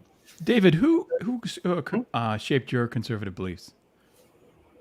My grandparents. They were conservatives, and my mom and everybody else and their kids were like the rebellious, black sheeps, and they voted Democrats and blah blah blah blah blah. But my grandparents were all, voted conservative. And that was this week's What's David's Beef? Yeah. There you go. Yeah, way to bring the show down, David. Jeez, wow. That actually bring people up, get them to listen, and That's right. turn the corner. Well, Hidden Hand Media says you can't have entertainment with a Marxist government, and that's pretty much true, isn't it? Yeah, there you go. There you go. Twitter Brohawk is pretty based, said Headless Bourgeoisie. Oh, my goodness. So let's get back to what's important. David, finish that Batman. I kind of don't want to because it's so moist in here because of the swamp cooler, making everything tacky. So I don't want to touch it too much more. Well, we're getting close to, as Gary would say, how's the time situation, Aaron? Now let Gary say it.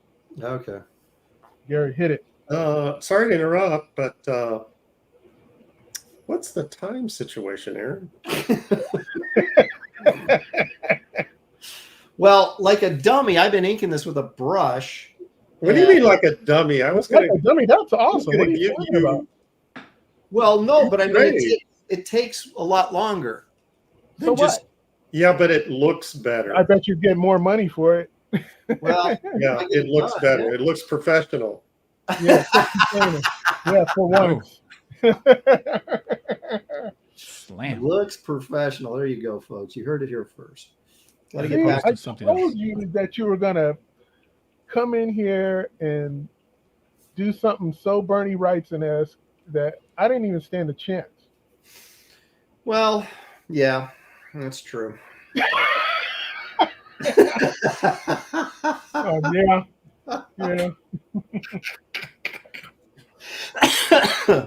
I was hoping. You have the Wrightson image of the week, right? I mean, I thought this was the Well, yeah. episode Now of I'm doing the episodes. Frazetta images of the day. Or David, you could have that Batman sitting on top of the headstone. That is true. I could. Let me see. a little tribute piece there to. David wanted me to tell the Oh yes. Tell this story, please. the Wrightson story. So he points out, and some of you in the chat have pointed out that I misspelled Bernie's name. See, as I didn't include the E on the end of it. And it is a purposeful thing that I did, and here's why. Wrightson's correct spelling of his name, Bernie, is I-E. However, very early in his career, apparently there was an Olympic swimmer or diver with the same name, Berni Wrightson. And Really? he was afraid that people would get the two of them confused. And so he dropped the E and just went with B-E-R-N-I, the Berni Wrightson. Now, it just so happens that his best work of his career was during that period of time where he was just B-E-R-N-I. And then when he adopted the E back to his name, which was in the 80s, his stuff was, shall we say, not as brilliant. So whenever I write Wrightson's name, I only do it with B-E-R-N-I because that was his best period of time. There you go. That's awesome. So I have not misspelled his name. I am simply recognizing the best of Wrightson. There it is. And you're putting that controversy to rest once and for all. Once and for all. I didn't want to speak poorly of Wrightson because obviously I'm a big Wrightson fan, but let's face it, from 1972 to 1980, he was as good as it gets. Outside of that 8 years, it's up for debate. So I like to. I would agree with that. Thank you, Gary. And so I'm going to keep doing Bernie with an I, because that was the Wrightson for me. B-E-R-N-I is the Wrightson for me. Is that like a? There you go. There's a song right there. Yeah. Or I could say, maybe it would rhyme better if it was Bernie. That's not the Wrightson for me. Oh, perfect. Endless Bourgeoisie is asking, can you explain Ernie Chua / Chan? That's a good question. I've always wondered that myself. Oh, I thought you knew the answer to that. No, I don't.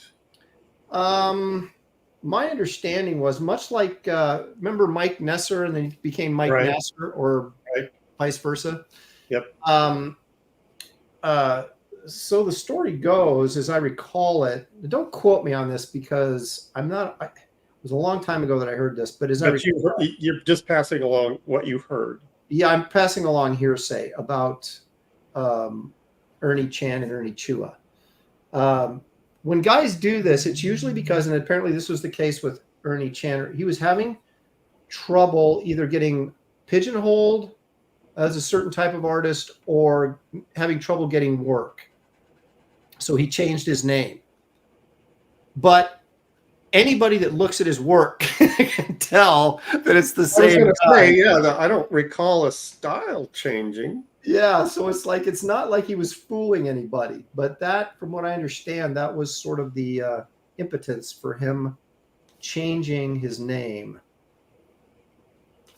And I think that was the same thing for Nasser too, or Netzker, or whatever, because he was very much a Neil Adams clone. Right. He was up. He kind of came up, I guess, in Continuity Studios, and he wanted to break away from that, so he changed his name.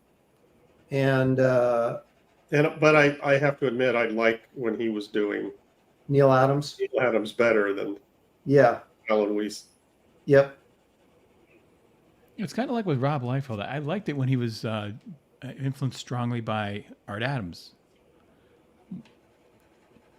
Oh, that's true. Because if you look at if you look at Hawk and Dove, his very early work, Yeah, very Art Adamsy in terms of. yeah, he was definitely, that's where he started his style.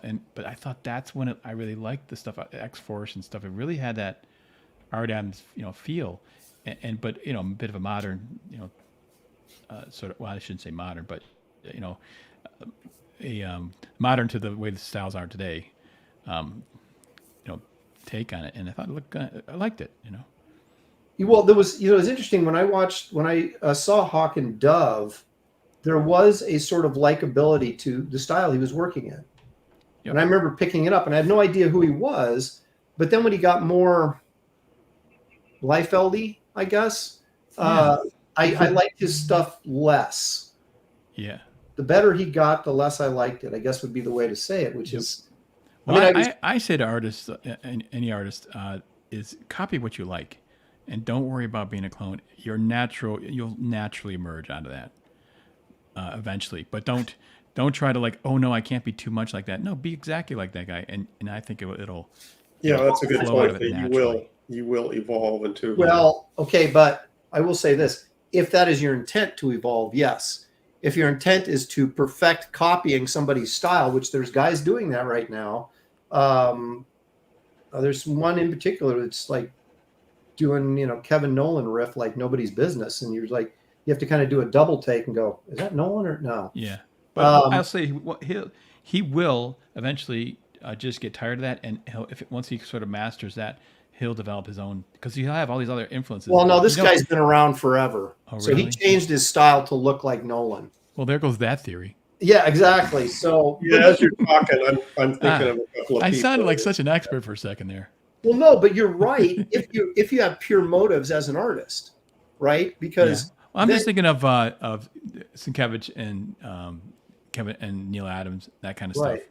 But Sienkiewicz is a guy who I don't know him very well at all, but I assume is somebody who wanted his own voice.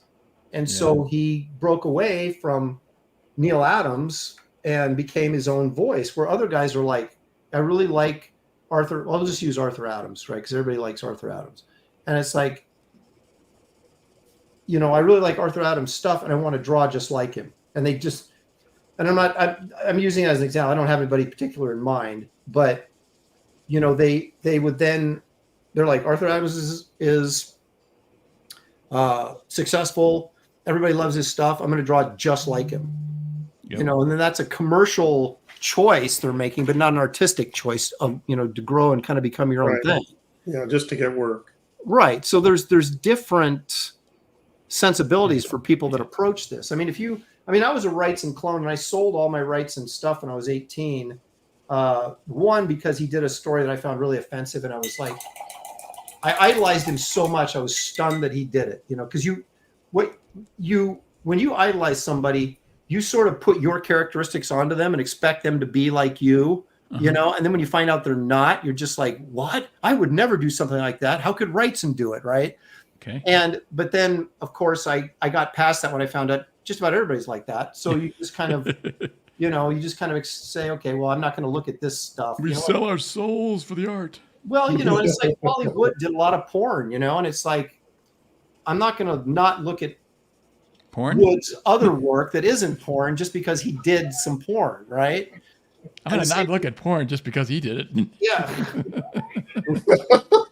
I'll show him. Wait a minute. I'm going to not look at. I don't know if that's what I meant, but so, and the same thing with Wrightson, I kind of, but it also helped me get away from being such a Wrightson clone, because I was like, because in my mind I was like, if I continue on this path, I'm going to be an absolute Wrightson clone, and I'm not going to have my own identity. I'm just going to be the guy that's copying Wrightson. And now I'm a guy that's clearly influenced by Wrightson, but certainly not copying him. Right. But that was because that's what I wanted. And I think you're right in your assessment that most people are like that. Yeah, I'm thinking of Mobius. His influences are, it's pretty obvious. They were Hergé and Tintin and Winsor McKay. I think that both those. You can see guys like Charles Vess. You know, you can see all these guys that have like really strong influences of maybe older illustrators or whatever. Even for crying out loud, even Frazetta, you can see, you know how. And see Wyeth and. Actually, I recently found an artist, and I forgot his name now, but he was a strong influence on Frazetta. I didn't know that, and then when I looked at it, I said, "Wow!" Because someone had pointed it out. I said, "Wow, he did get a lot." You know, there's a lot of artists out there that I don't even know of that he was probably looking at, going, pulling different aspects from him. Well, who's the guy who did Flash Gordon? Why is his name escaping me? Originally did Flash Gordon, Gary? Alex Raymond? Yeah, Raymond was a big influence on. And Bridgman was an influence on Frazetta, and you can see all that kind of stuff. Yeah, Raymond was a huge influence on Frazetta. Mm-hmm. So, but clearly you could look at a Frazetta piece and you don't go, oh my gosh, look at him rip off William, right. But you look at it, or Hal Foster or whatever, right? You know, Buscema loves Hal Foster, but you don't look at Buscema's and go, well, he's just riffing Hal Foster. No, he took the elements that he loved by that artist or those artists, and then he kind of incorporated them into what he was doing. Yeah. And that's kind of what you do, right? So then you have your own voice, but you clearly have influences. Because we all have influences. Yep.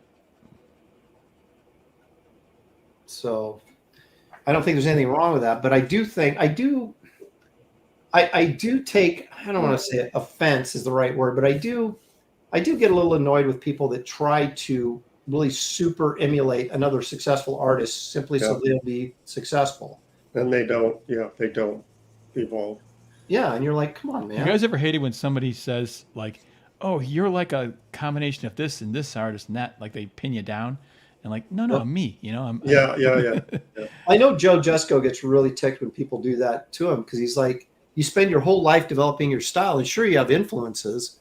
But to say, oh, yeah, you look like Gene Colan. I've had people tell me that before, and I'm like, what? Gene Colan? I know. It's just like people see what they, Yeah.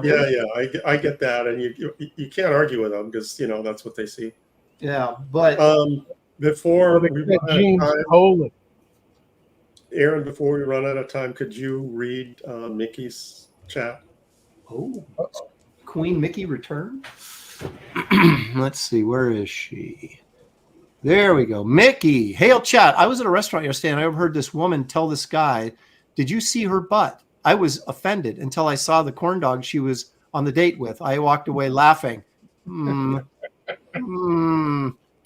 think who could she be referring to, Gary? I don't know. She was looking at his corn dog? Apparently. Well, Yeah. okay. Mickey, thank you for the return. We haven't seen you in a while, and I really appreciate you being so insightful.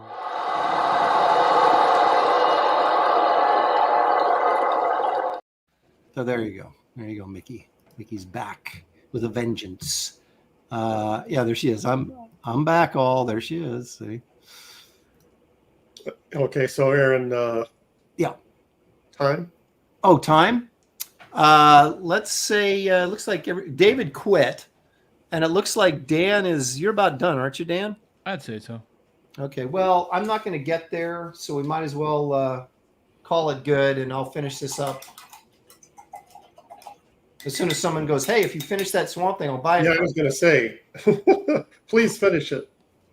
Okay. I won't. I'm not going to buy it, but please finish it.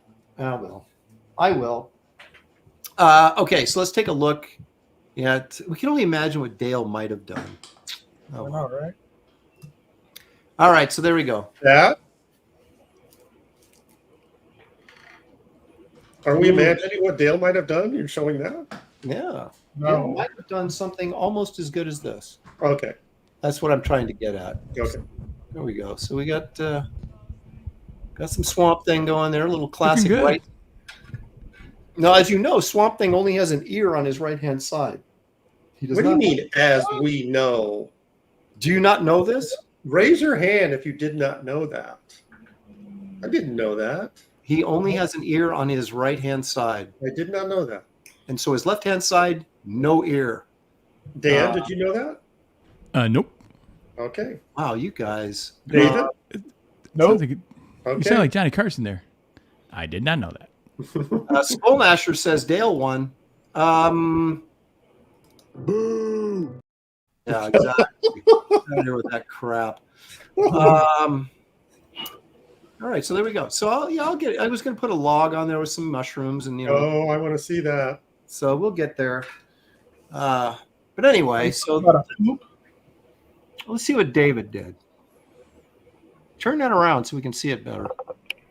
Oh, that's the way he's hanging on the gargoyle. It's gonna be like a law. Oh, wait a minute. So his cape's hanging down? Yeah. Oh, okay. Well, you didn't finish it, so I couldn't see it clearly. No. All right. Well, I'm going to tell you this, if I may. That's a Wrightson piece. It is. That looks very much like something you might have seen in the cult or something. Yeah. Yeah, I agree. So I give David props for that, because that Batman face is a total Yeah, Wrightson. that's a Batman. Wrightson face. Yep. Yeah. The face. So once again, David Cool. takes. Yeah, even though this isn't cape, finished, too. if you stick to the Wrightson theme, David may have won.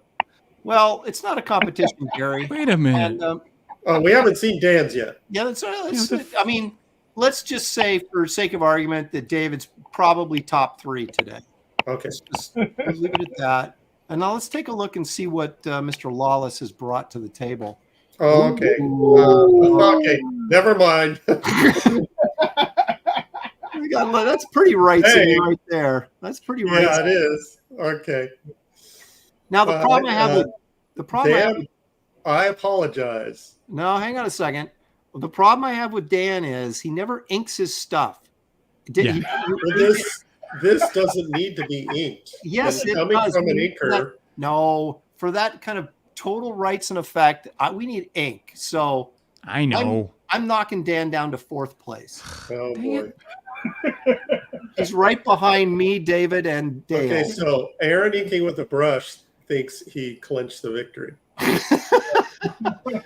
I know David's Batman face really that was he really went for it. That was of really course. I just don't have the touch. Yeah, of course, if this was a competition.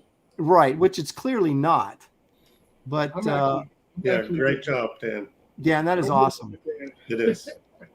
The girls all tell me I just don't have the touch. Well, you what you got to do, dude? You must have inked yourself at some point in time, right? Sure. Okay, but you just abandoned the whole process. Kinda. Yeah. Because I always screw it up, Like I'll draw something and it's perfect. And it's the smudge is kind of like just kind of suggestive and it's just right. Then I'll go in there. Damn it.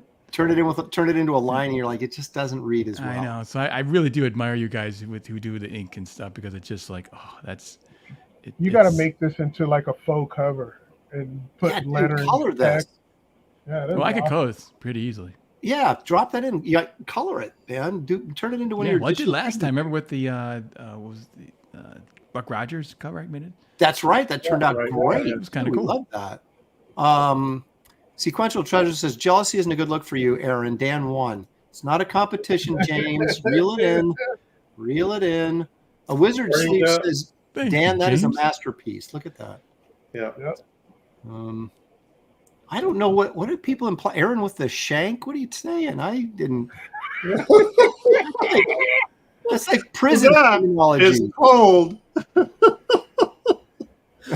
is cold. Yeah. Wow. Toshiro says, please make a video of you coloring this. Look at that. There you go. There you go. Look at that right there, Dan. Now you've got subject matter for your next show, your next video.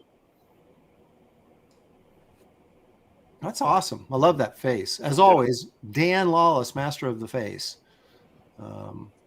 Excellent. All righty. Hey, you guys, thanks for joining us today. Please hit the like and subscribe if you haven't done that. And also remember that David Williams and EVS have Fearsome on Indiegogo. You find a link in the description of this video, as well as Kit Carter, which ends probably, I'm probably going to close it out on my Sunday show. So get in there and back if you haven't done that yet. And also, you're closing it out this Sunday. Probably, yeah. It's going to the printer on Monday, I think. So I got to get my final numbers. So also, Silence Do Good. That's the one I want to push. What's that? Silence Do Good. John Salter's Silence Do Good. Silence Do Good. Yeah, I showed the cover at the beginning of the show. Oh, that's okay. All I remember is Ben Franklin. Yes, well, exactly. That's his phrase, sort of, what they call the book. But yeah, it's Ben Franklin, young Ben Franklin, going back in time, available on Indiegogo. Check it out. What's it called? That's a great idea for Silence Do Good. That's one of his Silence Do Good, guys, on Indiegogo. Phrases. And also, Wraith of God 3 sign up is on Indiegogo. It's not shadow banned, at least at the moment. So you can just go and search it on Indiegogo and it'll come up. So you guys back your favorite creators here, or back all of us, because we're all your favorites, I know, in your heart. So anyway, thanks everybody. It's been a great show. Dan, thank you for subbing in for Kelsey. Obviously, we will have you back again soon. And shout out to Dale Keown for showing up and entertaining us with amazing stories from the good old days. Yeah, and that's the reason why I didn't read that much of the chat, because Dale was, laying down some history. That's right. So you only get that kind of entertainment right here from old guys that have been around. So join us next week on Graybeard's Studio. See you guys. See you, buddy.